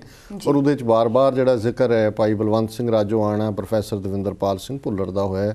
ਸੋ ਆਲਰੇਡੀ ਉਹਨਾਂ ਨੇ ਹਿਸਟਰੀ ਕ੍ਰੀਏਟ ਕਰ ਦਿੱਤੀ ਹੈ ਕਿ ਡੈਥ ਪੈਨਲਟੀ ਦੇ ਮੁੱਦੇ 'ਤੇ ਹੀਅਰਿੰਗ ਦੇ ਵਿੱਚ ਇਹਨਾਂ ਦੋਨਾਂ ਹੀ ਯੋਧਿਆਂ ਦਾ ਮੈਂਸ਼ਨ ਹੈ। ਅੱਗੋਂ ਕੀ ਸਟੈਪ ਲਏ ਜਾਂਦੇ ਨੇ ਇਹ ਬਾਅਦ ਦੇ ਵਿੱਚ ਹੋਏਗਾ। ਇਹਨਾਂ ਨੇ ਪ੍ਰੋਫੈਸਰ ਭੁੱਲਰ ਦੇ ਕੇਸ ਦੀ ਡਿਟੇਲ ਬਾਰੇ ਕਿਹਾ, ਔਰ ਕੁਝ ਹੋਰ ਵੀ ਜਿਹੜੇ ਮੈਸੇਜਿਸ ਇਸ ਦੇ ਪਿਛਲੇ ਦਿਨਾਂ 'ਚ ਆਉਂਦੇ ਰਹੇ। ਹਾਲਾਂਕਿ ਅਸੀਂ ਜ਼ਿਕਰ ਤਾਂ ਕੀਤਾ ਹੈ, ਲੇਕਿਨ ਮੇਬੀ ਕਈ ਵਾਰ ਸਾਰੇ ਪ੍ਰੋਗਰਾਮ ਸਾਰੇ ਨਹੀਂ ਸੁਣਦੇ। ਇਨ ਬਰੀਫ ਪ੍ਰੋਫੈਸਰ ਭੁੱਲਰ ਜਿਹੜੇ ਨੇ ਇੰਜੀਨੀਅਰਿੰਗ ਕਾਲਜ ਲੁਧਿਆਣਾ ਦੇ ਗ੍ਰੈਜੂਏਟ, ਉਸ ਤੋਂ ਬਾਅਦ ਉਹਨਾਂ ਨੇ ਉੱਥੇ ਹੀ ਪੋਲੀਟੈਕਨਿਕ ਜਿਹੜਾ ਗੁਰੂ ਨਾਨਕ ਇੰਜੀਨੀਅਰਿੰਗ ਕਾਲਜ ਦਾ ਇਹ ਹਿੱਸਾ ਹੈ ਉਸ ਦੇ ਵਿੱਚ ਉਹਨਾਂ ਨੇ ਐਜ਼ ਏ ਪ੍ਰੋਫੈਸਰ ਪੜ੍ਹਾਇਆ। ਇਹ ਉਹ ਪੀਰੀਅਡ ਸੀ ਕਿ ਪੰਜਾਬ ਦੇ ਵਿੱਚ ਸਰਕਾਰ ਦੀਆਂ ਦਮਨਕਾਰੀ ਨੀਤੀਆਂ ਨੇ ਨੌਜਵਾਨਾਂ ਨੂੰ ਸਿੱਖੀ ਦੇ ਰਸਤੇ 'ਤੇ ਤੁਰਨ ਦੇ, ਸੰਘਰਸ਼ ਦੇ ਰਸਤੇ 'ਤੇ ਤੁਰਨ ਦੇ ਲਈ ਉਹਨਾਂ ਦੇ ਕੋਲ ਹੋਰ ਕੋਈ ਆਪਸ਼ਨ ਨਹੀਂ ਸੀ। ਉਹਨਾਂ ਹਾਲਾਤਾਂ 'ਚ ਜਦੋਂ ਉਹ ਇਸ ਰਸਤੇ 'ਤੇ ਤੁਰੇ ਔਰ ਪੁਲਿਸ ਨੇ ਜ਼ਬਰ ਕਰਕੇ ਉਹਨਾਂ ਦੇ ਪਿਤਾ ਜੀ ਜਿਹੜੇ ਕਿ ਅੱਛਾ ਜੌਬ ਕਰਦੇ ਸੀ, ਉਹਨਾਂ ਨੂੰ ਚੁੱਕ ਕੇ ਜਿਹੜਾ ਗਾਇਬ ਕਰ ਦਿੱਤਾ ਹੈ। ਉਹਨਾਂ ਦੇ ਮਾਸੜ ਜੀ, ਉਹਨਾਂ ਨੂੰ ਚੁੱਕ ਕੇ ਗਾਇਬ ਕਰ ਦਿੱਤਾ ਹੈ। ਔਰ ਇਹਨਾਂ ਦਾ ਇੱਕ ਪਰਸਨਲ ਦੋਸਤ ਮੁਲਤਾਨੀ, ਜਿਨ੍ਹਾਂ ਦਾ ਫਾਦਰ ਉਸ ਵੇਲੇ IAS ਆਫੀਸਰ ਸੀ, ਉਹਨੂੰ ਵੀ ਗਾਇਬ ਕਰ ਦਿੱਤਾ। ਸੋ ਜ਼ਾਹਰ ਹੈ ਇਹਨਾਂ ਦੇ ਉੱਤੇ ਝੂਠਾ ਕੇਸ ਚੰਡੀਗੜ੍ਹ ਦੇ ਵਿੱਚ ਇੱਕ ਬੰਬ ਬਲਾਸਟ ਸੁਮੇਧ ਸੈਣੀ 'ਤੇ ਹੋਇਆ, ਜਿਹੜਾ ਕਿ ਹੁਣ ਅੱਜ ਕੱਲ੍ਹ DGP ਪੁਲਿਸ ਹੈ ਪੰਜਾਬ ਦਾ, ਉਹ ਕੇਸ ਭੁੱਲਰ ਦੇ ਉੱਤੇ ਪਾਇਆ ਗਿਆ ਪਹਿਲਾਂ। ਔਰ ਹਾਲਾਂਕਿ ਬਾਅਦ ਜਦੋਂ ਟਰਾਇਲ ਚੱਲਿਆ ਸਾਰਾ ਤਾਂ ਉਹਨਾਂ ਨੂੰ ਬਰੀ ਕਰ ਦਿੱਤਾ ਗਿਆ, ਉਹਨਾਂ ਦਾ ਕੋਈ ਦੋਸ਼ ਸਾਬਤ ਨਹੀਂ ਹੋਇਆ। ਪਰ ਇਹੀ ਸੁਮੇਧ ਸੈਣੀ ਹੈ ਜਿਹਨੇ ਇਸ ਸ਼ੱਕ 'ਚ ਕਿ ਇਹਨੇ ਮੇਰੇ 'ਤੇ ਬੰਬ ਅਟੈਕ ਕਰਵਾਇਆ, ਇਹਦੇ ਪਿਤਾ ਔਰ ਮਾਸੜ ਨੂੰ ਮਾਰ ਮੁਕਾਇਆ। ਔਰ ਬਾਅਦ ਦੇ ਵਿੱਚ ਇਹ ਦਵਿੰਦਰਪਾਲ ਭੁੱਲਰ ਬਰੀ ਹੋ ਗਿਆ, ਲੇਕਿਨ ਆਪਣੇ ਪਿਤਾ ਔਰ ਮਾਸੜ ਨੂੰ ਉਹਨੇ ਗਵਾ ਲਿਆ। ਸੋ ਉਹਨਾਂ ਹਾਲਾਤਾਂ 'ਚ ਹੀ ਉਹਨਾਂ ਦਾ ਵਿਆਹ ਵੀ ਹੋ ਗਿਆ, ਉਹਨਾਂ ਦੀ ਵਾਈਫ ਕੈਨੇਡੀਅਨ ਸਿਟੀਜ਼ਨ ਹੈ। ਸੋ ਇਹ ਸਮਝਦੇ ਹੋਏ ਕਿ ਵੀ ਇੱਥੇ ਉਹਨਾਂ ਨੂੰ ਰਹਿਣ ਨਹੀਂ ਦੇਣਾ, ਜੇ ਪਿਓ ਔਰ ਮਾਸੜ ਮਾਰ ਦਿੱਤਾ, ਉਹਨਾਂ ਨੇ ਫੈਸਲਾ ਕੀਤਾ ਵੀ ਉਹ ਕੈਨੇਡਾ ਜਾਣਗੇ ਆਪਣੀ ਪਤਨੀ ਦੇ ਕੋਲ। ਔਰ ਉਹਨਾਂ ਨੇ ਜਿਹੜਾ ਰਾਊਟ ਲਿਆ ਜਹਾਜ਼ ਦਾ, ਉਹ ਵਾਇਆ ਜਰਮਨ, ਉਹਨਾਂ ਨੇ ਕੈਨੇਡਾ ਪਹੁੰਚਣਾ ਸੀ। ਪਰ ਕਿਉਂਕਿ ਹੁਣ ਉਦੋਂ ਅਸਲੀ ਨਾਂ ਤਾਂ ਉਹਨਾਂ ਦੇ ਪਾਸਪੋਰਟ ਬਣ ਨਹੀਂ ਸੀ ਸਕਦਾ, ਤੁਸੀਂ ਫੇਕ ID ਦੇ ਥੱਲੇ ਹੀ ਟਰੈਵਲ ਕਰਦੇ ਹੋ। ਸੋ ਉਹਨਾਂ ਨੂੰ ਜਰਮਨ ਦੇ ਵਿੱਚ ਜਦੋਂ ਡਬਲ ਚੈੱਕ ਹੋਇਆ ਤਾਂ ਉਹਨਾਂ ਨੂੰ ਰੋਕ ਲਿਆ ਗਿਆ, ਔਰ ਉਹਨਾਂ ਦਾ ਜਿਹੜਾ ਪਾਸਪੋਰਟ ਸੀ ਉਹ ਫੇਕ। ਇਨ ਦਾ ਮੀਨ ਟਾਈਮ ਇੰਡੀਅਨ ਗਵਰਨਮੈਂਟ ਜਾਂ ਉਹਨਾਂ ਦੀਆਂ ਏਜੰਸੀਆਂ ਨੂੰ ਪਤਾ ਲੱਗ ਗਿਆ ਕਿ ਦਵਿੰਦਰਪਾਲ ਸਿੰਘ ਭੁੱਲਰ ਜਰਮਨ ਦੇ ਵਿੱਚ ਡਿਟੇਨ ਕੀਤਾ ਜੀ। ਉਹਨਾਂ ਨੇ ਪਹੁੰਚ ਕੀਤੀ ਵੀ ਇਹਨਾਂ ਨੂੰ ਡਿਪੋਰਟ ਕੀਤਾ ਜਾਏ। ਹਾਲਾਂਕਿ ਕਿਉਂਕਿ ਪਹਿਲਾਂ ਉਹਨਾਂ ਨੇ ਆਪਣੀ ID ਪੂਰੀ ਦੱਸੀ ਨਹੀਂ ਸੀ, ਯਤਨ ਤਾਂ ਹੋਏ ਕਿ ਭਾਈ ਆਲਰੇਡੀ ਪਿਓ ਔਰ ਮਾਸੜ ਮਾਰਿਆ ਹੋਇਆ, ਮਾਰ ਦੇਣਗੇ, ਔਰ ਜਰਮਨ ਦੇ ਵਿੱਚ ਡੈਥ ਸੈਂਟੈਂਸ ਨਹੀਂ ਹੈ। ਲੇਕਿਨ ਇਹਦੇ ਬਾਵਜੂਦ ਜਿਹੜਾ ਉਹਨਾਂ ਨੂੰ ਜਿਹੜਾ ਡਿਪੋਰਟ ਕੀਤਾ ਗਿਆ 19 ਜਨਵਰੀ 1995 ਨੂੰ ਜਰਮਨ ਤੋਂ ਦਿੱਲੀ ਭੇਜਿਆ ਗਿਆ। ਔਰ 19 ਜਨਵਰੀ ਨੂੰ ਹੀ ਟਾਡਾ ਕੋਰਟ ਦੇ ਸਾਹਮਣੇ ਪੇਸ਼ ਕਰਕੇ ਕਨਫੈਸ਼ਨ ਸਟੇਟਮੈਂਟ ਉਹਨਾਂ ਦੀ ਬਣਾ ਦਿੱਤੀ ਗਈ ਕਿ ਉਹਨਾਂ ਦੇ ਉੱਤੇ ਬੇਸਡ ਜਿਹੜਾ ਉਹ ਕੇਸ ਰਜਿਸਟਰ ਕਰ ਲਿਆ ਗਿਆ ਕਿ ਦਿੱਲੀ ਦੇ ਵਿੱਚ ਇੱਕ ਕਾਂਗਰਸ ਆਈ ਦਾ ਲੀਡਰ MS ਬਿੱਟਾ, ਉਹਦੇ ਉੱਤੇ ਅਟੈਕ ਹੋਇਆ ਸੀ ਕਿ ਜੇ ਇਹਨਾਂ ਨੇ ਕਰਵਾਇਆ ਸੀ। ਹਾਲਾਂਕਿ ਉਹਦੇ 'ਚ ਨਾ ਉਹ ਮੌਜੂਦ ਸੀ, ਨਾ ਉਹਨਾਂ ਦਾ ਕੋਈ ਰੋਲ ਸੀ। ਸੋ ਇਸ ਕਨਫੈਸ਼ਨਲ ਸਟੇਟਮੈਂਟ ਦੇ ਉੱਤੇ ਹੀ ਟਾਡਾ ਕੋਰਟ ਨੇ ਉਹਨਾਂ ਨੂੰ ਡੈਥ ਸੈਂਟੈਂਸ ਦਿੱਤੀ ਜੀ। ਔਰ ਇਹ ਡੈਥ ਸੈਂਟੈਂਸ ਜਿਹੜੀ ਹੈ 25 ਅਗਸਤ 2001 ਨੂੰ ਦਿੱਤੀ ਗਈ। ਸੋ ਆਲਮੋਸਟ 95 ਤੋਂ ਬਾਅਦ 6 ਸਾਲ ਬਾਅਦ ਇਹ ਡੈਥ ਸੈਂਟੈਂਸ ਦਿੱਤੀ ਗਈ। ਟਾਡਾ ਕੋਰਟ ਦੀ ਸਜ਼ਾ ਐਸੀ ਹੈ ਵੀ ਉਹਦੀ ਅਪੀਲ ਹਾਈ ਕੋਰਟ 'ਚ ਨਹੀਂ ਹੁੰਦੀ, ਉਹ ਸੁਪਰੀਮ ਕੋਰਟ 'ਚ ਹੁੰਦੀ ਹੈ। ਸੁਪਰੀਮ ਕੋਰਟ ਦੇ ਵਿੱਚ ਕੇਸ ਲੱਗਾ, 3 ਜੱਜਾਂ ਦਾ ਪੈਨਲ ਸੀ, ਔਰ ਜਿਹੜਾ ਉਹਦੇ 'ਚ ਮੁੱਖ ਜੱਜ ਸੀ ਜਸਟਿਸ MB ਸ਼ਾਹ ਸੀ। ਹੁਣ ਉਹਨੇ ਜਸਟਿਸ ਸ਼ਾਹ ਨੇ ਆਪਣੇ ਫੈਸਲੇ ਦੇ ਵਿੱਚ ਲਿਖਿਆ ਹੈ, ਉਹਨੇ ਕਿਹਾ ਜੀ ਇਹਨੂੰ ਬਿਲਕੁਲ ਰਿਲੀਜ਼ ਕਰ ਦੇਣਾ ਚਾਹੀਦਾ ਹੈ, ਡੈਥ ਸੈਂਟੈਂਸ ਦਾ ਤੁੱਕ ਨਹੀਂ ਬਣਦਾ। ਉਹਨੇ ਕਿਹਾ ਜੀ ਇਹ ਕਿੱਦਾਂ ਹੋ ਸਕਦਾ ਹੈ ਕਿ ਇੱਕ ਬੰਦਾ ਜਿਹੜਾ 25 ਅਗਸਤ 2001 ਨੂੰ ਜਾਲੀ ਪਾਸਪੋਰਟ ਤੇ ਦੇਸ਼ ਚੋਂ ਭੱਜ ਰਿਹਾ ਹੈ ਕਿ ਆਪਣੀ ਜਾਨ ਬਚਾਣੀ ਹੈ, ਉਹ 25 ਅਗਸਤ ਨੂੰ ਆ ਕੇ ਕਨਫੈਸ ਕਰ ਰਿਹਾ ਹੈ ਕਿ ਜੀ ਮੈਂ ਇਹ ਮਰਡਰ ਕੀਤੇ ਨੇ। ਲੇਕਿਨ ਇਹਦੇ ਬਾਵਜੂਦ ਜਿਹੜੇ ਦੂਸਰੇ 2 ਜੱਜ ਸੀ ਉਹਨਾਂ ਨੇ ਆਪਣੇ ਫੈਸਲੇ 'ਚ ਲਿਖਿਆ ਕਿ ਜੀ ਇਹ ਜਿਹੜੇ ਆਤੰਕਵਾਦੀ ਨੇ ਇਹਨਾਂ ਨੂੰ ਹਿਊਮਨ ਲਾਈਫ ਦੀ ਕੋਈ ਪਰਵਾਹ ਨਹੀਂ, ਬੇਸ਼ੱਕ ਬਹੁਤਾ ਸਬੂਤ ਨਹੀਂ ਹੈ, ਬੇਸ਼ੱਕ ਟੈਕਨੀਕਲੀ ਜਿਹੜਾ ਉਹ ਜਿਹੜੀ ਕਨਫੈਸ਼ਨਲ ਸਟੇਟਮੈਂਟ ਆ ਉਹ ਕਰੈਕਟ ਨਹੀਂ ਹੈ, ਬੇਸ਼ੱਕ ਜਿਹੜਾ ਹੋਰ ਕੋਈ ਗਵਾਹ ਨਹੀਂ ਹੈ, ਪਰ ਇਹਨਾਂ ਨੂੰ ਸਬਕ ਸਿਖਾਇਆ ਜਾਣਾ ਚਾਹੀਦਾ। ਔਰ ਇਹ ਇਵੇਂ ਹੀ ਹੈ ਜਿਵੇਂ ਅਫਜ਼ਲ ਗੁਰੂ ਨੂੰ ਫਾਂਸੀ ਦੇਣ ਲੱਗੇ ਜੱਜਾਂ ਨੇ ਕਿਹਾ ਕਿ ਜੀ ਜਿਹੜੀ ਕਲੈਕਟਿਵ ਕੌਨਸ਼ੀਅਸਨੈਸ ਹੈ ਮੈਜੋਰਟੀ ਦੀ, ਮਤਲਬ ਹਿੰਦੂਆਂ ਨੂੰ ਖੁਸ਼ ਕਰਨ ਲਈ, ਉਹ ਤੁਸੀਂ ਉਹਨਾਂ ਨੂੰ ਫਾਂਸੀ ਦੇਣੀ ਹੈ। ਸੋ ਦਵਿੰਦਰਪਾਲ ਸਿੰਘ ਭੁੱਲਰ ਨੇ, ਉਹਨਾਂ ਦੀ ਵਾਈਫ, ਉਹਨਾਂ ਦੀ ਮਦਰ ਨੇ ਸੁਪਰੀਮ ਕੋਰਟ ਦੇ ਫੈਸਲੇ ਤੋਂ ਬਾਅਦ ਜਿਹੜਾ ਕਿ ਸਪਲਿਟ ਡਿਸੀਜਨ ਸੀ, 2 ਜੱਜਾਂ ਨੇ ਫਾਂਸੀ ਦੀ ਸਜ਼ਾ ਨੂੰ ਕਨਫਰਮ ਰੱਖਿਆ ਜਿਹੜੀ ਟਾਡਾ ਕੋਰਟ ਦੀ ਸੀ, ਜਸਟਿਸ ਸ਼ਾਹ ਨੇ ਤੇ ਉਲਟ ਓਪੀਨੀਅਨ ਦਿੱਤਾ ਹੈ। ਇਹ ਵੀ ਅਗੇਂਸਟ ਦਾ ਕਨਵੈਨਸ਼ਨ ਹੈ ਕਿ ਕਦੇ ਵੀ ਡੈਥ ਸੈਂਟੈਂਸ ਜਿਹੜੀ ਹੈ ਜਿਹਨੂੰ rarest of the rare cases ਕਹਿੰਦੇ ਨੇ ਉਹਦੇ 'ਚ ਦਿੱਤੀ ਜਾ ਸਕਦੀ ਹੈ। ਸੋ ਉਹਨਾਂ ਨੇ ਪੈਟੀਸ਼ਨ ਕੀਤੀ, ਪ੍ਰਤਿਭਾ ਪਾਟਿਲ ਰਾਸ਼ਟਰਪਤੀ ਸੀ ਔਰ ਉਹਨਾਂ ਦੀ ਜਿਹੜੀ ਇਹ ਪੈਟੀਸ਼ਨ ਹੈ ਇਹ 2011 ਦੇ ਵਿੱਚ 26 ਮਈ 2011 ਨੂੰ ਇਹ ਰਾਸ਼ਟਰਪਤੀ ਨੇ ਖਾਰਜ ਕਰ ਦਿੱਤੀ। ਇਨ ਦਾ ਮੀਨ ਟਾਈਮ ਸਰ ਭੁੱਲਰ ਜਿਹੜੇ ਨੇ ਉਹ ਡੀਪ ਡਿਪਰੈਸ਼ਨ ਦਾ ਸ਼ਿਕਾਰ ਹੋਏ, ਬਿਮਾਰੀ ਦਾ ਸ਼ਿਕਾਰ ਹੋਏ। ਪਿਛਲੇ 2 ਸਾਲਾਂ ਤੋਂ ਉਹ ਮੈਂਟਲ ਹਸਪੀਟਲ ਦੇ ਵਿੱਚ ਐਡਮਿਟ ਨੇ, ਸਰੀਰਕ ਤੌਰ 'ਤੇ ਉਹ ਇੱਕ ਬਿਲਕੁਲ ਹੱਡੀਆਂ ਦੀ ਮੁੱਠ ਬਣੇ ਹੋਏ ਨੇ। ਸੋ ਇਹਨਾਂ ਹਾਲਾਤਾਂ 'ਚ ਦੁਬਾਰਾ ਸੁਪਰੀਮ ਕੋਰਟ 'ਚ ਉਸ ਮਰਸੀ ਪੈਟੀਸ਼ਨ ਨੂੰ ਰਿਜੈਕਟ ਕਰਨ ਦੇ ਖਿਲਾਫ ਪੈਟੀਸ਼ਨ ਪਾਈ ਗਈ ਕਿ ਜੀ ਔਨ ਹੈਲਥ ਗਰਾਊਂਡਸ ਔਰ ਪਾਰਟਿਕੂਲਰਲੀ ਜਿਹੜੀ ਲਾਈਫ ਇੰਪ੍ਰਿਜ਼ਨਮੈਂਟ ਹੈ, ਉਮਰ ਕੈਦ ਵੀ ਹੁੰਦੀ ਹੈ, ਉਹ ਵੀ 14 ਸਾਲ ਹੁੰਦੀ ਹੈ। ਔਰ ਆਲਰੇਡੀ 1995 ਤੋਂ ਉਹ ਪੁਲਿਸ ਦੇ ਹਿਰਾਸਤ ਨੇ ਇੱਕ ਕੋਠੜੀ ਛੋਟੀ ਜਿਹਦੇ 'ਚ ਪੂਰੇ ਪੈਰ ਵੀ ਨਹੀਂ ਪਸਾਰ ਸਕਦੇ, ਉਹਨਾਂ ਨੂੰ ਹਨੇਰ ਕੋਠੜੀ 'ਚ ਰੱਖਿਆ ਹੋਇਆ ਹੈ। 18 ਸਾਲ ਉਹ ਆਲਰੇਡੀ ਜੇਲ੍ਹ ਦੇ ਵਿੱਚ ਗੁਜ਼ਾਰ ਚੁੱਕੇ ਨੇ।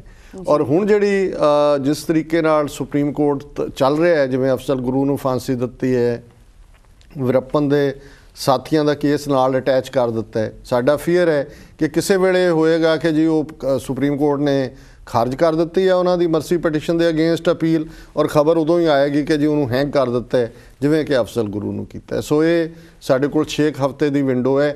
ਉਹਦੇ ਜਿਵੇਂ ਇੰਗਲੈਂਡ ਦੇ ਵਿੱਚ ਹੀਅਰਿੰਗ ਹੋਈ ਹੈ, ਦੁਨੀਆ ਭਰ ਦੇ ਵਿੱਚ ਇਹ ਜਿਹੜਾ ਪਾਰਟ ਹੈ ਇਹ ਅੱਗੇ ਚੱਲ ਰਿਹਾ ਹੈ। TV 84 ਨੇ ਵੀ ਫੁੱਲ ਸਕੇਲ ਇਹਦੇ 'ਤੇ ਕੈਂਪੇਨ ਸ਼ੁਰੂ ਕੀਤਾ ਹੈ। ਪਿਛਲੇ 2 ਦਿਨਾਂ ਜਿਹੜੇ ਪੰਜਾਬ ਦੇ ਅਲੱਗ-ਅਲੱਗ ਐਕਟਿਵਿਸਟ ਨੇ, ਜਿਨ੍ਹਾਂ 'ਚ ਨਵਕਿਰਨ ਸਿੰਘ ਐਡਵੋਕੇਟ ਚੰਡੀਗੜ੍ਹ, ਭਾਈ ਹਰਪਾਲ ਸਿੰਘ ਚੀਮਾ ਪੰਚ ਪ੍ਰਧਾਨੀ ਦੇ ਸੈਕਟਰੀ ਜਨਰਲ ਨੇ, ਜਸਪਾਲ ਸਿੰਘ ਐਡਵੋਕੇਟ ਪੰਜ ਪ੍ਰਧਾਨੀ ਦੇ ਸੈਕਟਰੀ ਨੇ, ਔਰ ਕੰਵਰਪਾਲ ਸਿੰਘ ਬਿੱਟੂ ਦਲ ਖਾਲਸਾ, ਇਹਨਾਂ ਸਾਰਿਆਂ ਦੇ ਨਾਲ ਇੰਟਰਵਿਊ ਕੀਤੇ ਨੇ। ਔਰ ਇਸ ਗੱਲ ਨੂੰ ਅਸੀਂ ਇੰਟਰਨੈਸ਼ਨਲ ਮੁਹਿੰਮ ਬਣਾਉਣ ਦੇ ਲਈ ਆਪਣੀਆਂ ਸੇਵਾਵਾਂ ਜਿਹੜੀਆਂ ਨੇ ਉਹ ਪੇਸ਼ ਕੀਤੀਆਂ ਔਰ ਬਾਕੀ ਵੀ ਸਾਰੇ ਐਫਰਟ ਕਰ ਰਹੇ ਨੇ। ਸੋ ਇਹ ਕੁੱਲ ਮਿਲਾ ਕੇ ਦਵਿੰਦਰਪਾਲ ਸਿੰਘ ਭੁੱਲਰ ਹੋਰਾਂ ਦਾ ਕੇਸ ਹੈ ਔਰ ਮੈਂ ਸਮਝਦਾ ਵੀ ਦੁਨੀਆ ਭਰ 'ਚ ਬੈਠੇ ਹਰ ਸਿੱਖ ਦਾ ਫਰਜ਼ ਬਣਦਾ ਹੈ ਕਿ ਇਸ ਬੇਗੁਨਾਹ ਨੌਜਵਾਨ ਨੂੰ, ਜਿਸ ਦੀ ਬਿਰਧ ਮਾਤਾ 75 ਸਾਲ ਦੀ, ਜਿਹਨੇ ਆਪਣਾ ਪਤੀ ਗਵਾਇਆ 18-20 ਸਾਲ ਪਹਿਲਾਂ, ਔਰ ਅੱਜ ਉਹਦੀ ਨੂੰਹ, ਉਹ ਬੱਚੀ ਜਿਹਨੇ ਜਵਾਨੀ ਦਾ ਆਪਣੀ ਵਿਆਹੁਤਾ ਜੀਵਨ ਦਾ ਸ਼ਾਇਦ 1 ਮਹੀਨਾ ਵੀ ਨਹੀਂ ਸੀ ਅਜੇ ਬੀਤਿਆ। ਸੋ ਸਾਡਾ ਫਰਜ਼ ਹੈ ਕਿ ਅਸੀਂ ਇਸ ਦੇ ਲਈ ਫੁੱਲ ਐਫਰਟ ਕਰੀਏ ਤਾਂ ਕਿ ਉਹਨਾਂ ਨੂੰ ਰਿਹਾ ਕਰਵਾਇਆ ਜਾਏ, ਨਾ ਕਿ ਇਹ ਮੰਗ ਹੈ ਕਿ ਜੀ ਡੈਥ ਸੈਂਟੈਂਸ ਕਮਿਊਟ ਕਰਤੀ ਜਾਏ। ਕਮਿਊਟ ਆਲਰੇਡੀ 18 ਸਾਲ ਉਹਨਾਂ ਨੇ ਗੁਜ਼ਾਰੇ। ਡਾਕਟਰ ਸਾਹਿਬ ਸਾਡੇ ਕੋਲ ਈਮੇਲ ਤਾਂ ਬਹੁਤ ਸੀਗੀ, ਬਟ ਅਸੀਂ ਸਿਰਫ ਗੁਣੀ ਚੁਣੀ ਈਮੇਲ ਹੀ ਆਪਣੇ ਸ਼ੋਅ ਵਿੱਚ ਰੱਖਦੇ ਹਾਂ ਕਿਉਂਕਿ ਟਾਈਮ ਦਾ ਲਿਮਿਟੇਸ਼ਨ ਸਾਡੇ ਕੋਲ ਬਹੁਤ ਘੱਟ ਹੈ। ਤੇ ਹੁਣ ਸਾਡੇ ਇਸੀ ਈਮੇਲ ਨਾਲ ਸਾਡਾ ਈਮੇਲ ਦਾ ਸਿਲਸਿਲਾ ਇੱਥੇ ਹੀ ਖਤਮ ਹੁੰਦਾ ਹੈ। ਦਰਸ਼ਕੋ, ਉਮੀਦ ਕਰਦੇ ਹਾਂ ਕਿ ਤੁਹਾਨੂੰ ਤੁਹਾਡੇ ਸਾਰੇ ਸਵਾਲਾਂ ਦੇ ਜਵਾਬ ਮਿਲੇ ਹੋਣ। ਇਸੇ ਤਰ੍ਹਾਂ ਤੁਸੀਂ ਸਾਨੂੰ ਇੱਦਾਂ ਹੀ ਲਿਖਦੇ ਰਹਿਣਾ ਆਪਣੇ ਸਵਾਲਾਂ ਨਾਲ, ਆਪਣੇ ਕਮੈਂਟ, ਸੁਜੈਸ਼ਨਸ, ਕ੍ਰਿਟਿਸਿਜ਼ਮ ਨਾਲ @sos@tv84.tv ਤੇ। ਹੁਣ ਅਸੀਂ ਆਪਣੇ ਸਵਾਲ ਜਵਾਬ ਦਾ ਸਿਲਸਿਲਾ ਸ਼ੁਰੂ ਕਰਦੇ ਹਾਂ। ਡਾਕਟਰ ਸਾਹਿਬ, ਹਮੇਸ਼ਾ ਦੀ ਤਰ੍ਹਾਂ ਅਸੀਂ ਜਾਣਨਾ ਚਾਹਾਂਗੇ ਅੱਜ ਦੇ ਦਿਨ ਦੀ ਸਿੱਖ ਹਿਸਟਰੀ ਅਤੇ ਵਰਲਡ ਹਿਸਟਰੀ ਦੀ ਅਹਿਮੀਅਤ। ਦੇਖੋ, ਅੱਜ ਦੇ ਦਿਨ ਦੀਆਂ ਤਾਂ ਕੋਈ ਬਹੁਤ ਜ਼ਿਆਦਾ ਅਹਿਮ ਘਟਨਾਵਾਂ ਨਹੀਂ ਸੀ, ਪਰ ਇੱਕ ਘਟਨਾ ਕੱਲ੍ਹ ਦੀ ਹੈ ਕਿਉਂਕਿ ਕੱਲ੍ਹ ਵੀਕਐਂਡ ਹੈ, ਅਸੀਂ ਜਿਹੜਾ ਲਾਈਵ ਸ਼ੋਅ ਨਹੀਂ ਕਰ ਰਹੇ ਹੋਵਾਂਗੇ, ਰਿਪੀਟ ਸ਼ੋਅ ਹੋਏਗਾ ਮਾਰਚ 2। ਕੱਲ੍ਹ ਸਾਡੇ ਮਹਾਨ ਸਿੱਖ ਫਿਲਾਸਫਰ 20ਵੀਂ ਸਦੀ ਦੇ ਜਿਨ੍ਹਾਂ ਦਾ ਮੈਂ ਜ਼ਿਕਰ ਕਰਦਾ ਹਾਂ, ਸਰਦਾਰ ਕਪੂਰ ਸਿੰਘ, ਉਹਨਾਂ ਦਾ ਜਨਮ ਹੋਇਆ। ਉਹਨਾਂ ਦਾ ਜਨਮ ਜਿਹੜਾ 1909 ਦੇ ਵਿੱਚ 2 ਮਾਰਚ 1909 'ਚ ਹੋਇਆ ਜੀ। ਸਰ ਕਪੂਰ ਸਿੰਘ ਬਹੁਤ ਵੱਡੀ ਸ਼ਖਸੀਅਤ ਨੇ ਸਿੱਖਾਂ 'ਚ, ਬਹੁਤ ਵੱਡੇ ਚਿੰਤਕ, ਸੋਚਵਾਨ, ਫਿਲਾਸਫਰ, ਔਰ 47 ਤੋਂ ਪਹਿਲਾਂ ਔਰ 47 ਤੋਂ ਬਾਅਦ ਦੇ ਇਤਿਹਾਸ ਦੇ ਚਸ਼ਮਦੀਦ ਗਵਾਹ ਕਿ ਕਿਵੇਂ ਕਾਂਗਰਸ ਨੇ ਬਿਟਰੇ ਕੀਤਾ, ਕਿਉਂਕਿ ਡਿਪਟੀ ਕਮਿਸ਼ਨਰ ਕਾਂਗੜਾ ਸਨ ਜਦੋਂ 10 ਅਕਤੂਬਰ 1947 ਨੂੰ ਇਹ ਸਰਕੂਲਰ ਆਇਆ ਸੀ पंजाब के गवर्नर का कि सिख सारे क्रिमिनल ट्राइब कि सिख एक जराइम पेशा कबीला है, उन्होंने विरोध किया और बाद उन्होंने ਜਿਹੜਾ ਉਹਨਾਂ ਨੂੰ ਨੌਕਰੀ ਤੋਂ ਕੱਢਿਆ ਗਿਆ। ਉਹਨਾਂ ਨੇ ਚੈਲੰਜ ਕੀਤਾ, ਸੁਪਰੀਮ ਕੋਰਟ ਤੱਕ ਗਏ ਪਰ ਗੱਲ ਕੋਈ ਬਹੁਤੀ ਬਣੀ ਨਹੀਂ। ਫਿਰ ਉਹ ਪੋਲੀਟਿਕਸ ਉਹਨਾਂ ਨੇ ਜੁਆਇਨ ਕੀਤੀ, ਮੈਂਬਰ ਪਾਰਲੀਮੈਂਟ ਰਹੇ। ਸੋ ਉਹਨਾਂ ਦੀ ਜਿਹੜੀਆਂ ਹਿਸਟੋਰੀਕਲ ਸਪੀਚਿਸ ਵੀ ਨੇ ਔਰ ਖਾਸ ਤੌਰ 'ਤੇ ਜਿਹੜੇ ਹਿਸਟੋਰੀਕਲ ਡਾਕੂਮੈਂਟ 20ਵੀਂ ਸਦੀ 'ਚੋਂ ਅਨੰਦਪੁਰ ਦਾ ਮਤਾ ਹੋਏ, ਉਹ 10 ਜੂਨ 1984 ਦਾ ਹੁਕਮਨਾਮਾ ਹੋਏ ਨਿਰੰਕਾਰੀਆਂ ਦੇ ਖਿਲਾਫ, ਉਹ ਵਾਈਟ ਪੇਪਰ ਹੋਏ ਨਿਰੰਕਾਰੀਆਂ ਦੇ ਖਿਲਾਫ, ਉਹ ਸਿੱਖ ਹੋਮਲੈਂਡ ਦਾ ਮਤਾ ਹੋਏ, ਇਹਨਾਂ ਸਾਰਿਆਂ ਦੇ ਲਿਖਾਰੀ ਜਿਹੜੇ ਨੇ ਸਰ ਕਪੂਰ ਸਿੰਘ ਨੇ ਔਰ ਸੱਚੇ ਸੁੱਚੇ ਗੁਰਸਿੱਖ। ਔਰ ਉਹਨਾਂ ਨੇ ਲਿਟਰੇਚਰ ਦੇ ਫੀਲਡ ਦੇ ਵਿੱਚ Parashar Prashna, Bahu Vistar, Sikhism religion of the modern man, ecumenical concept of Sikhism, ਇਸ ਕਿਸਮ ਦੀਆਂ ਇੰਟਰਨੈਸ਼ਨਲ, ਕਿਉਂਕਿ ਉਹਨਾਂ ਦੀਆਂ ਹੀ ਰਾਈਟਿੰਗ ਸੀ ਜਿਨ੍ਹਾਂ ਨੂੰ ਜਿਹੜਾ ਸੈਕਰਡ ਰਾਈਟਿੰਗਸ ਆਫ ਦਾ ਸਿੱਖਸ ਦੇ ਥੱਲੇ ਯੂਨੈਸਕੋ ਨੇ ਛਾਪਿਆ ਸੀ, ਜਿਨ੍ਹਾਂ 'ਚ ਉਹਨਾਂ ਦੀ ਵੱਡੀ ਕੰਟਰੀਬਿਊਸ਼ਨ ਸੀ। ਸੰਤ ਜਰਨੈਲ ਸਿੰਘ ਭਿੰਡਰਾਂ ਵਾਲਿਆਂ ਦੇ ਨਾਲ ਵੀ ਉਹਨਾਂ ਦੀ ਮੁਲਾਕਾਤ ਹੋਈ। ਔਰ ਮੈਂ ਸਮਝਦਾ ਕਿ 20ਵੀਂ ਸਦੀ 'ਚ ਜੇ ਅਸੀਂ ਸਰ ਕਪੂਰ ਸਿੰਘ ਨੂੰ ਖਾਲਿਸਤਾਨ ਦਾ ਉਹ ਥਾਟ ਜਿਹੜਾ ਕਿ ਸਾਚੀ ਸਾਖੀ 'ਚ ਉਹਨਾਂ ਨੇ ਬਿਆਨ ਕੀਤਾ ਕਿ ਕਿਵੇਂ ਉਹ ਸੋਚਦੇ ਸੀ ਕਿ 1947 'ਚ ਸਿੱਖਾਂ ਨੂੰ ਆਪਣਾ ਅਲੱਗ ਦੇਸ਼ ਲੈ ਲੈਣਾ ਚਾਹੀਦਾ ਹੈ, ਔਰ ਸੰਤ ਭਿੰਡਰਾਂ ਵਾਲੇ ਜਿਨ੍ਹਾਂ ਨੇ ਕਿ ਉਸ ਦੇ ਉੱਤੇ ਫਿਰ ਇਮਾਰਤ ਬਣਾਉਣ ਦੇ ਲਈ ਕੰਟਰੀਬਿਊਸ਼ਨ ਦਿੱਤੀ। ਇਹਨਾਂ ਦੋਨਾਂ ਹੀ ਸ਼ਖਸੀਅਤਾਂ ਦਾ ਬਹੁਤ ਵੱਡਾ ਯੋਗਦਾਨ ਹੈ ਔਰ ਸਰ ਕਪੂਰ ਸਿੰਘ ਨੂੰ ਅਸੀਂ ਅੱਜ ਦੇ ਦਿਨ ਯਾਦ ਕਰ ਰਹੇ ਹਾਂ। ਦੂਸਰਾ, 1 ਮਾਰਚ 1961 ਨੂੰ ਜਵਾਹਰ ਲਾਲ ਨਹਿਰੂ ਔਰ ਫਤਿਹ ਸਿੰਘ ਦੀ ਇੱਕ ਮੀਟਿੰਗ ਦਿੱਲੀ ਦੇ ਵਿੱਚ ਹੋਈ। ਪੰਜਾਬੀ ਸੂਬੇ ਦਾ ਮੋਰਚਾ ਲੱਗਾ ਹੋਇਆ ਸੀ ਔਰ ਇਸ ਤਰੀਕੇ ਨਾਲ ਫਤਿਹ ਸਿੰਘ ਨੂੰ ਅਟੇਰ ਕੇ ਸੈਂਟਰ ਗੌਰਮੈਂਟ ਜਾਂ ਉਸ ਵੇਲੇ ਦੀ ਨਹਿਰੂ ਸਰਕਾਰ ਨੇ ਮਾਸਟਰ ਤਾਰਾ ਸਿੰਘ ਦੇ ਖਿਲਾਫ ਭੁਗਤਾਇਆ ਔਰ ਨਤੀਜੇ ਦੇ ਤੌਰ 'ਤੇ ਸਿੱਖਾਂ ਦੇ ਵਿੱਚ ਫੁੱਟ ਪਈ ਔਰ ਅਸੀਂ ਦੇਖਦੇ ਹਾਂ ਵੀ ਕਿਵੇਂ ਉਹ ਫੁੱਟ ਨੇ ਸਿੱਖ ਆਸ਼ੇ ਨੂੰ ਕਮਜ਼ੋਰ ਕੀਤਾ ਔਰ ਡੀਰੇਲ ਕੀਤਾ। ਜੀ ਡਾਕਟਰ ਸਾਹਿਬ ਇਸੇ ਗੱਲ ਤੇ ਇੱਕ ਛੋਟੀ ਜਿਹੀ ਬ੍ਰੇਕ ਲੈਂਦੇ ਹਾਂ। ਸਵਾਲ ਜਵਾਬ ਦਾ ਸਿਲਸਿਲਾ ਡਾਕਟਰ ਸਾਹਿਬ ਨਾਲ ਇੱਦਾਂ ਹੀ ਚੱਲਦਾ ਰਹੇਗਾ ਬਟ ਇੱਕ ਨਿੱਕੀ ਜਿਹੀ ਬ੍ਰੇਕ ਤੋਂ ਬਾਅਦ। ਸੋ ਸਾਡੇ ਨਾਲ ਇੱਦਾਂ ਹੀ ਬਣੇ ਰਹਿਣਾ।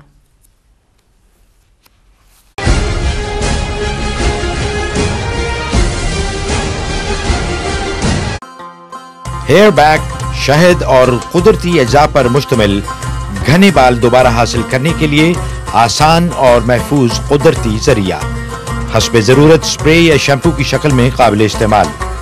4 से 6 हफ्ते ही में घने बाल दोबारा हासिल करके जवान और पुरएतमाद नजर आएं।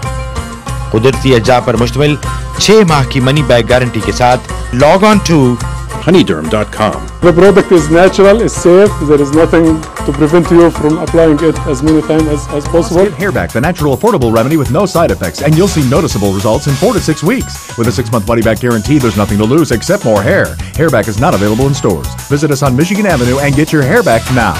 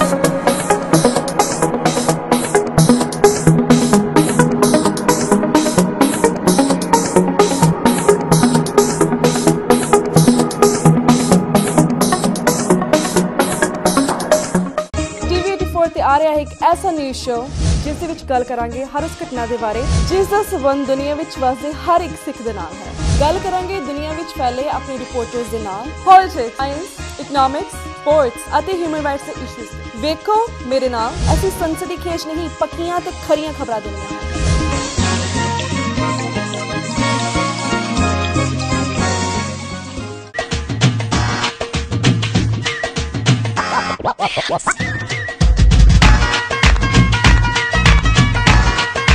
सत श्री अकाल दोस्तों, मेरा नाम है अमनदीप कौर और मैं लेके आई तुहाडे लई एक नवा शो जिसका नाम है मौज मस्ती।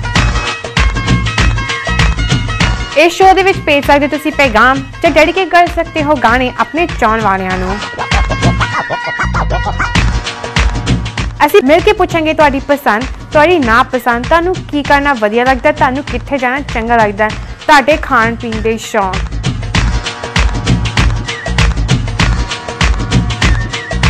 ਤੁਹਾਨੂੰ ਪੁੱਛਾਂਗੇ ਕੁਝ ਸਵਾਲ ਤੇ ਤੁਸੀਂ ਜਿੱਤ ਸਕਦੇ ਹੋ ਢੇਰ ਸਾਰੇ ਇਨਾਮ। ਮੈਨੂੰ ਦੇਖਣਾ ਨਾ ਭੁੱਲਣਾ ਸੈਟਰਡੇ ਐਂਡ ਸੰਡੇ ਸ਼ਾਮੀ 7 ਵਜੇ ਓਨਲੀ ਔਨ TV 84 ਤੇ।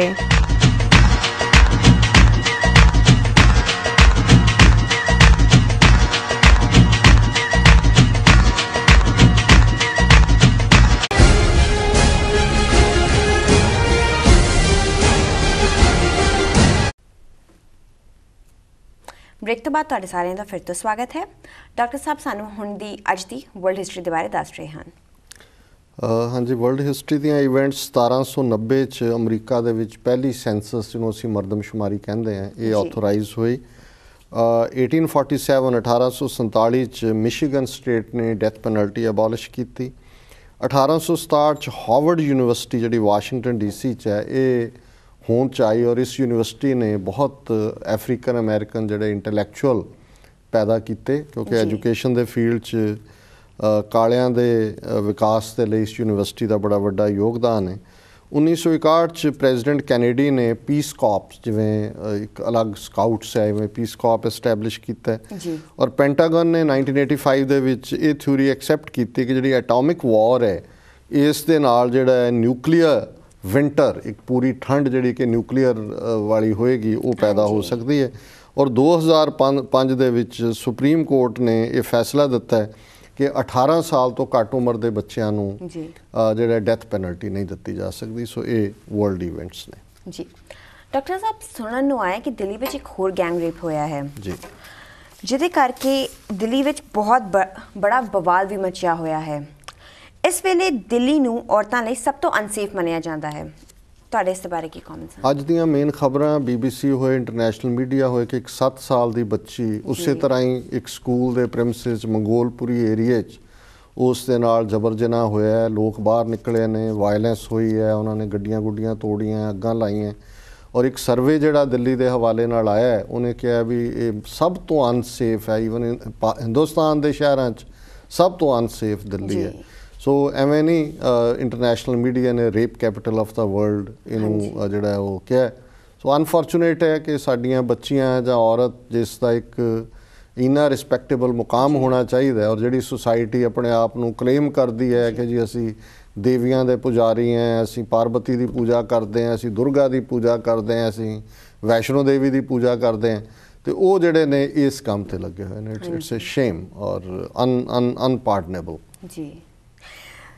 पंजाब के मुख मंत्री प्रकाश सिंह बादल ने कहा है कि हरियाणा के चीफ मिनिस्टर नाल पानियां दे मुद्दे ते कोई सार्थक गलबात नहीं हो सकती क्योंकि सेंटर गवर्नमेंट बेईमान है। इससे तुहाडे की कमेंट्स? देखो अजकल प्रकाश सिंह बादल धड़ाधड़ तीर जिहड़े ने वो छड्ड रहे हैं सेंटर के उत्ते। पहलां भी कह के आए ने जी टैरिज्म इसलिए है कि सेंटर कोल बड़ियां पावर्स है।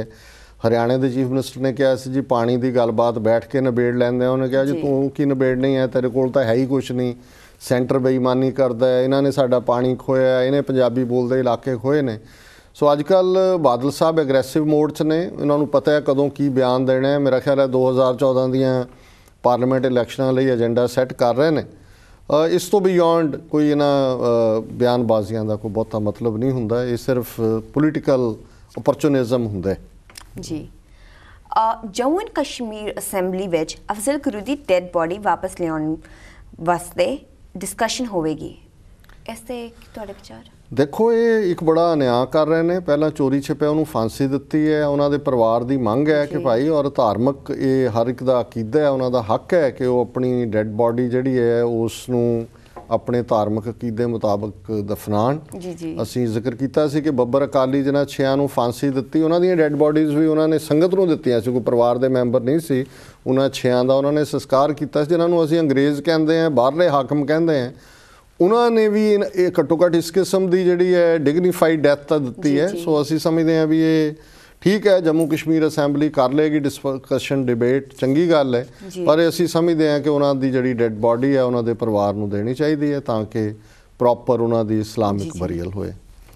ਨਿਊਯਾਰਕ ਵਿਚਲੇ ਰੋਚੈਸਟਰ ਗੁਰਦੁਆਰਾ ਸਾਹਿਬ ਦੇ ਪ੍ਰਬੰਧਕਾਂ ਵੱਲੋਂ ਕਿਰਪਾਨ ਤੇ ਲਾਈ ਗਈ ਪਾਬੰਦੀ ਦਾ ਮਾਮਲਾ ਕੀ ਹੈ? ਦੇਖੋ, ਰੋਚੈਸਟਰ ਸਾਡੇ ਨਿਊਯਾਰਕ 'ਚ ਹੈ। ਅਨਫੋਰਚੂਨੇਟ ਕੋਈ ਐਸੀ ਨਾਸਤਕਾਂ ਦੀ ਕਮੇਟੀ ਆਈ ਹੋਈ ਹੈ ਜਿਨ੍ਹਾਂ ਨੇ ਕੋਰਟ ਦੇ ਵਿੱਚ ਜਾ ਕੇ ਐਫੀਡੇਵਿਟ ਦਿੱਤੇ ਹੋਏ ਨੇ ਕਿ ਜੀ ਜੇ ਈਵਨ ਸ਼ੀਥਡ ਕਿਰਪਾਨ ਵੀ ਕੋਈ ਲੈ ਕੇ ਆਉਂਦਾ ਤਾਂ ਸਾਨੂੰ ਡਰ ਲੱਗਦਾ ਹੈ, ਔਰ ਇਹ ਗੁਰਦੁਆਰੇ 'ਚ ਸਿਰਫ 3-4 ਇੰਚ ਦੀ ਕੋਈ ਲੈ ਕੇ ਆ ਸਕਦਾ। ਔਰ ਅਕਾਲ ਤਖਤ ਸਾਹਿਬ ਨੇ ਇੰਟਰਵੀਨ ਕੀਤਾ ਸੀ, ਉਹਨਾਂ ਨੇ ਕਮੇਟੀ ਬਣਾਈ ਸੀ, ਭਾਈ ਸਤਪਾਲ ਸਿੰਘ ਉਸ ਦੇ ਇੰਚਾਰਜ ਸੀ ਕਿ ਵੀ ਉਹਨਾਂ ਨਾਲ ਗੱਲਬਾਤ ਕਰੋ। ਸੋ ਉਹਨਾਂ ਨੇ ਗੱਲਬਾਤ ਕੀਤੀ, ਜਿਹੜੀ ਗੱਲ ਸਾਹਮਣੇ ਆਈ ਹੈ ਅਕਾਲ ਤਖਤ ਸਾਹਿਬ ਤੇ ਹੁਣ ਇੱਕ ਮੀਟਿੰਗ ਹੋਣੀ ਹੈ ਜਥੇਦਾਰਾਂ ਦੀ। ਉਹਨਾਂ ਨੇ ਕਮੇਟੀ ਵਾਲਿਆਂ ਨੇ ਉਹਨਾਂ ਨੂੰ ਮਿਲਣ ਤੋਂ ਵੀ ਇਨਕਾਰ ਕਰ ਦਿੱਤਾ ਹੈ। ਉਹਨਾਂ ਨੇ ਕਿਹਾ ਜੀ ਨਹੀਂ, ਅਸੀਂ ਨਹੀਂ ਮਿਲਣਾ। ਸੋ ਇਸ ਕਿਸਮ ਦਾ ਵੀ ਨਿਊਯਾਰਕ ਦੇ ਵਿੱਚ ਜਿਹੜੇ ਲੋਕ ਬੈਠੇ ਹੋਏ ਨੇ, ਸੋ ਅਸੀਂ ਕੰਡੈਮ ਕਰਦੇ ਹਾਂ ਇਸ ਸਾਰੀ ਗੱਲ ਨੂੰ, ਔਰ ਇਸ ਕਿਸਮ ਦੇ ਲੋਕਾਂ ਦਾ ਜਿਹੜਾ ਇਹਨਾਂ ਨੂੰ ਪੰਥ 'ਚੋਂ ਬਿਲਕੁਲ ਦੁਰਕਾਰਿਆ ਜਾਣਾ ਚਾਹੀਦਾ ਹੈ। ਇਹਨਾਂ ਦੇ ਤਾਂ ਇਹਨਾਂ ਦੇ ਲਈ ਕੋਈ ਇਸ ਕਿਸਮ ਦਾ ਕੋਈ ਜਿਹੜੀ ਹੈ ਕੋਈ ਇਹਨਾਂ ਦੇ ਲਈ ਰਿਆਇਤ ਨਹੀਂ ਹੋਣੀ ਚਾਹੀਦੀ। ਇਹ ਗੁਰੂ ਦੇ ਵੱਲ ਪਿੱਠ ਕੀਤੀ ਹੈ, ਔਰ ਇਹ ਬਾਕੀ ਸਿੱਖਾਂ ਲਈ ਵੀ ਪ੍ਰੋਬਲਮ ਕ੍ਰੀਏਟ ਕਰਨਗੇ। ਆਲਰੇਡੀ ਇੱਥੋਂ ਦੇ ਲੋਕ ਇਸ ਕਿਸਮ ਦਾ ਅਦਾਲਤਾਂ ਦੂਜੇ ਤੀਜੇ ਕੱਲ੍ਹ ਨੂੰ ਜੇ ਇੱਕ ਥਾਂ ਦੇ ਉੱਤੇ ਕੋਰਟ 'ਚ ਇਸ ਕਿਸਮ ਦਾ ਐਫੀਡੇਵਿਟ ਜਾਂਦਾ ਹੈ ਤੇ ਇਹ ਕੱਲ੍ਹ ਨੂੰ ਬਾਕੀਆਂ ਥਾਵਾਂ ਦੇ ਉੱਤੇ ਵੀ ਨੁਕਸਾਨਦੇਹ ਹੋਏਗਾ, ਔਰ ਇਹਨਾਂ ਦੇ ਖਿਲਾਫ ਸਖਤ ਕਾਰਵਾਈ ਅਕਾਲ ਤਖਤ ਸਾਹਿਬ ਤੋਂ ਹੋਣੀ ਚਾਹੀਦੀ। ਜੀ ਡਾਕਟਰ ਸਾਹਿਬ, ਹੁਣ ਸਾਡਾ ਪ੍ਰੋਗਰਾਮ ਸਮਾਪਤੀ ਵੱਲ ਵੱਧ ਰਿਹਾ ਹੈ। ਅਸੀਂ ਚਾਹਾਂਗੇ ਤੁਸੀਂ ਸਾਨੂੰ ਅੱਜ ਜਾਣ ਤੋਂ ਪਹਿਲੇ ਸਾਡਾ ਥਾਟ ਫॉर द ਡੇ ਦਿਓ। ਬਾਬਾ ਫਰੀਦ ਪਾਕਪਟਨ, ਜਿਨ੍ਹਾਂ ਦਾ ਕਲਾਮ ਬਾਣੀ ਗੁਰੂ ਗ੍ਰੰਥ ਸਾਹਿਬ 'ਚ ਦਰਜ ਹੈ, ਉਹਨਾਂ ਦਾ ਇੱਕ ਸ਼ਲੋਕ ਹੈ, ਬਿਰਹਾ ਬਿਰਹਾ ਆਖੀਐ ਬਿਰਹਾ ਤੂੰ ਸੁਲਤਾਨ, ਫਰੀਦਾ ਜਿਤ ਤਨ ਬਿਰਹਾ ਨਾ ਉਪਜੈ, ਸੋ ਤਨ ਜਾਣ ਮਸਾਣ। ਬਿਰਹਾ ਸੈਪਰੇਸ਼ਨ ਨੂੰ ਕਹਿੰਦੇ ਨੇ ਜੀ, ਅੱਡ ਹੋਣਾ, ਇੱਕ ਵਿੱਥ ਪੈਣੀ, ਔਰ ਇੱਕ ਅੱਡ ਹੋਣ ਵਿੱਥ ਪੈਣ ਦੀ ਇੱਕ ਪੀੜ ਹੈ, ਇੱਕ ਦਰਦ ਹੈ, ਇੱਕ ਸੈਪਰੇਸ਼ਨ ਦੀ। ਸੋ ਬਹੁਤ ਵਾਰ ਬਿਰਹਾ ਦੀ ਗੱਲ ਜਦੋਂ ਹੁੰਦੀ ਹੈ ਤੇ ਇਸ ਨੂੰ ਇੱਕ ਦੁੱਖ ਭਰੀ ਦਾਸਤਾਨ ਦੇ ਨਾਲ ਜੋੜਿਆ ਜਾਂਦਾ ਹੈ, ਔਰ ਕੁਝ ਇਸ ਕਿਸਮ ਦੇ ਵੀ ਨੇ ਜਿਨ੍ਹਾਂ ਦੀ ਸਾਰੀ ਜ਼ਿੰਦਗੀ ਬਿਰਹਾ, ਉਹ ਦੁਨਿਆਵੀ ਬਿਰਹਾ ਨਾਲ ਜੁੜੇ ਹੁੰਦੇ ਨੇ, ਇਸ਼ਕ ਮਿਜ਼ਾਜੀ ਦੀ ਗੱਲ ਹੁੰਦੀ ਹੈ। ਇੱਥੇ ਜਿਸ ਬਿਰਹਾ ਦਾ ਜ਼ਿਕਰ ਬਾਬਾ ਫਰੀਦ ਕਰਦੇ ਨੇ ਉਹ ਆਪਣੇ ਮੂਲ ਸੋਮੇ ਨਿਰੰਕਾਰ ਨਾਲੋਂ ਵਿੱਥ ਪੈਣ ਦੀ ਗੱਲ ਹੈ। ਔਰ ਕਹਿੰਦੇ ਨੇ ਵੀ ਜਿਹੜੀ ਉਹ ਵਿੱਥ ਪਈ ਹੈ ਜਿਹੜੀ ਕਿ ਬਿਰਹਾ ਦੇ ਵਿੱਚ, ਬਿਰਹਾ ਹੀ ਵਸਲ ਨੂੰ ਨੇੜੇ ਲਿਆਂਦਾ, ਵਸਲ ਮਿਲਾਪ ਹੈ, ਮਿਲਣਾ, ਬਿਰਹਾ ਸੈਪਰੇਸ਼ਨ ਹੈ। ਸੋ ਬਾਬਾ ਫਰੀਦ ਕਹਿੰਦੇ ਨੇ ਕਿ ਬਿਰਹਾ ਬਿਰਹਾ ਆਖੀ ਹੈ ਬਿਰਹਾ ਤੂੰ ਸੁਲਤਾਨ, ਕਿ ਇਨਫੈਕਟ ਜਿਹੜੀ ਬਿਰਹਾ ਹੈ, ਸੈਪਰੇਸ਼ਨ ਹੈ, ਜਾਂ ਇੱਕ ਪੈਂਗ ਆਫ ਸੈਪਰੇਸ਼ਨ ਹੈ, ਉਹ ਪੀੜ ਹੈ, ਉਹ ਇਨਫੈਕਟ ਰੂਲਰ ਹੈ, ਉਹ ਬਾਦਸ਼ਾਹ ਹੈ। ਕਿਉਂਕਿ ਫਰੀਦਾ ਜਿਤ ਤਨ ਬਿਰਹਾ ਨਾ ਉਪਜੈ, ਸੋ ਤਨ ਜਾਣ ਮਸਾਣ, ਕਿ ਜਿਸ ਤਨ ਦੇ ਵਿੱਚ, ਜਿਸ ਵਜੂਦ ਦੇ ਵਿੱਚ ਉਹ ਪੈਂਗ ਆਫ ਸੈਪਰੇਸ਼ਨ ਨਹੀਂ ਹੈ, ਉਹਨੇ ਉਹ ਦਰਦ ਨਹੀਂ ਮਹਿਸੂਸ ਕੀਤਾ ਹੈ ਕਿ ਰੱਬ ਤੋਂ ਵਿੱਥ ਦੀ ਦਰਦ ਕੀ ਹੈ, ਉਹ ਸਮਝੋ ਕਿ ਸ਼ਮਸ਼ਾਨ ਘਾਟ ਹੈ ਉਹ ਬਾਡੀ, ਉਸ ਦੇ ਵਿੱਚ ਕੋਈ ਦਿਲ ਨਹੀਂ ਧੜਕਦਾ। ਔਰ ਗੁਰੂ ਅੰਗਦ ਸਾਹਿਬ ਦਾ ਇੱਕ ਸ਼ਲੋਕ ਐਗਜ਼ੈਕਟਲੀ ਇਸੇ ਥਾਟ ਨੂੰ ਫਰਦਰ ਐਲੈਬੋਰੇਟ ਕਰਦਾ ਹੈ। ਉਹ ਸ਼ਲੋਕ ਹੈ, ਜੋ ਸਿਰ ਸਾਈਂ ਨਾ ਨਿਵੈ ਸੋ ਸਿਰ ਦੀਜੈ ਡਾਰ, ਨਾਨਕ ਜਿਸ ਪਿੰਜਰ ਮੈਂ ਬਿਰਹਾ ਨਹੀਂ ਸੋ ਪਿੰਜਰ ਲੈ ਜਾਰ। ਕਿ ਜਿਹੜਾ ਸਿਰ ਸਾਈਂ ਨਿਰੰਕਾਰ ਦੀ ਯਾਦ ਵਿੱਚ ਝੁਕਦਾ ਨਹੀਂ ਹੈ ਉਹ ਸਿਰ ਕੱਟੇ ਜਾਣ ਦੇ ਕਾਬਲ ਹੈ, ਜਿਹੜਾ ਰੱਬ ਦੀ ਯਾਦ 'ਚ ਨਾ ਝੁਕੇ। ਨਾਨਕ ਜਿਸ ਪਿੰਜਰ ਮੈਂ ਬਿਰਹਾ ਨਹੀਂ ਸੋ ਪਿੰਜਰ ਲੈ ਜਾਰ। ਹੁਣ ਬਾਬਾ ਫਰੀਦ ਬਿਰਹਾ ਤੂੰ ਸੁਲਤਾਨ ਕਹਿੰਦੇ ਨੇ ਕਿ ਬਿਰਹਾ ਹੀ ਰੂਲਰ ਹੈ, ਤੇ ਗੁਰੂ ਅੰਗਦ ਸਾਹਿਬ ਫਰਮਾਉਂਦੇ ਨੇ ਕਿ ਨਾਨਕ ਜਿਸ ਪਿੰਜਰ ਮੈਂ ਬਿਰਹਾ ਨਹੀਂ, ਪਿੰਜਰ ਸਰੀਰ ਹੈ, ਕਿ ਜਿਸ ਵਜੂਦ ਦੇ ਵਿੱਚ, ਜਿਸ ਤਨ ਦੇ ਵਿੱਚ ਬਿਰਹਾ ਨਹੀਂ ਹੈ, ਨਿਰੰਕਾਰ ਤੋਂ ਵਿਛੋੜੇ ਦੀ ਕਸਕ ਨਹੀਂ ਹੈ। ਔਰ ਇਹੀ ਗੁਰੂ ਅੰਗਦ ਸਾਹਿਬ ਨੇ ਜਿਨ੍ਹਾਂ ਦਾ ਸ਼ਲੋਕ ਹੈ ਕਿ ਜਿਸ ਪਿਆਰੇ ਸਿਓ ਨੇਹੋ ਤਿਸ ਆਗੈ ਮਰ ਚੱਲੀਐ, ਤਿਗ ਜੀਵਨ ਸੰਸਾਰ ਤਾਂ ਕਿ ਪਾਛੇ ਜੀਵਣਾ। ਕਿ ਜਿਸ ਪਿਆਰੇ ਨਾਲ ਨੇਹ ਹੈ ਉਸ ਦੇ ਅੱਗੇ ਮਰ ਜਾਣਾ ਚਾਹੀਦਾ ਹੈ, ਉਸ ਤੋਂ ਪਹਿਲਾਂ ਤੁਰ ਜਾਣਾ ਚਾਹੀਦਾ ਹੈ, ਉਸ ਤੋਂ ਬਿਨਾਂ ਜੀਵਨ ਕੀ ਜੀਵਨ ਹੈ। ਸੋ ਵਸਲ ਮਿਲਾਪ ਤਾਂ ਹੀ ਹੋਏਗਾ ਜੇ ਬਿਰਹਾ ਹੋਏਗੀ, ਜੇ ਇੱਕ ਕਸਕ ਹੋਏਗੀ, ਉਹ ਪਿਆਰੀ ਦਰਦ ਹੋਏਗੀ, ਜਿਹਨੂੰ ਬਾਬਾ ਨਾਨਕ ਨੇ ਫਰਮਾਇਆ ਸੀ ਕਿ ਵੈਦ ਨੂੰ ਐਡਰੈਸ ਕਰਕੇ ਕਿ ਵੈਦਾ ਵੀ ਤੈਨੂੰ ਤਾਂ ਇਹ ਪਤਾ ਹੀ ਨਹੀਂ ਹੈ ਕਿ ਮੈਨੂੰ ਹੈ ਕੀ ਹੈ। ਵੈਦ ਬੁਲਾਇਆ ਵੈਦਗੀ ਪਕੜ ਟੰਡੋਲੇ ਬਾਂਹ, ਭੋਲਾ ਵੈਦ ਨਾ ਜਾਣਹੀ ਕਰਕ ਕਲੇਜੇ ਮਾਂ। ਇਹ ਜਿਹੜੀ ਕਰਕ ਹੈ, ਬਿਰਹ ਹੈ, ਵਿਛੋੜਾ ਹੈ, ਇਹੀ ਅਲਟੀਮੇਟਲੀ ਵਸਲ ਮਿਲਾਪ ਔਰ ਨਿਰੰਕਾਰ ਨਾਲ ਇੱਕਮਿਕਤਾ ਦਾ ਜਿਹੜਾ ਕਾਰਨ ਬਣਦਾ ਹੈ। ਸੋ ਅੱਜ ਦਾ ਇਹੀ ਬਿਰਹਾ ਨੂੰ ਹੀ ਸੈਲਿਊਟ ਹੈ ਜਿਹੜੀ ਕਿ ਬਿਰਹਾ ਸੁਲਤਾਨ ਹੈ। ਜੀ ਡਾਕਟਰ ਸਾਹਿਬ ਤੁਹਾਡਾ ਬਹੁਤ ਬਹੁਤ ਧੰਨਵਾਦ। ਦਰਸ਼ਕੋ ਹੁਣ ਅੱਜ ਦੇ ਪ੍ਰੋਗਰਾਮ ਦਾ ਸਮਾਂ ਇੱਥੇ ਹੀ ਸਮਾਪਤ ਹੁੰਦਾ ਹੈ। ਅਸੀਂ ਤੁਹਾਨੂੰ ਮੰਡੇ ਨੂੰ ਇਸੇ ਚੈਨਲ ਤੇ ਰਾਤੀ ਲਾਈਵ ਈਸਟਰਨ ਟਾਈਮ ਤੇ 8 ਵਜੇ ਮਿਲਾਂਗੇ ਤੇ ਸਾਡੇ ਪ੍ਰੋਗਰਾਮ ਦਾ ਰਿਪੀਟ ਟੈਲੀਕਾਸਟ ਈਸਟਰਨ ਰਾਤੀ 12 ਵਜੇ ਵੀ ਆਉਂਦਾ ਹੈ। ਇਸੇ ਤਰ੍ਹਾਂ ਤੁਸੀਂ ਆਪਣੇ ਸਵਾਲਾਂ ਨਾਲ, ਆਪਣੇ ਕਮੈਂਟਸ, ਸੁਜੈਸ਼ਨਸ, ਕ੍ਰਿਟਿਸਿਜ਼ਮ ਨਾਲ ਸਾਨੂੰ ਲਿਖਦੇ ਰਹੋ sos@tv84.tv ਤੇ। ਹੋਪ ਤੁਹਾਡਾ ਵੀਕਐਂਡ ਬਹੁਤ ਚੰਗਾ ਗੁਜ਼ਰੇ। ਹੁਣ ਸਾਨੂੰ ਅੱਜ ਦੇ ਵਾਸਤੇ ਇਜਾਜ਼ਤ ਦਿਵੋ। ਵਾਹਿਗੁਰੂ ਜੀ ਕਾ ਖਾਲਸਾ, ਵਾਹਿਗੁਰੂ ਜੀ ਕੀ ਫਤਿਹ।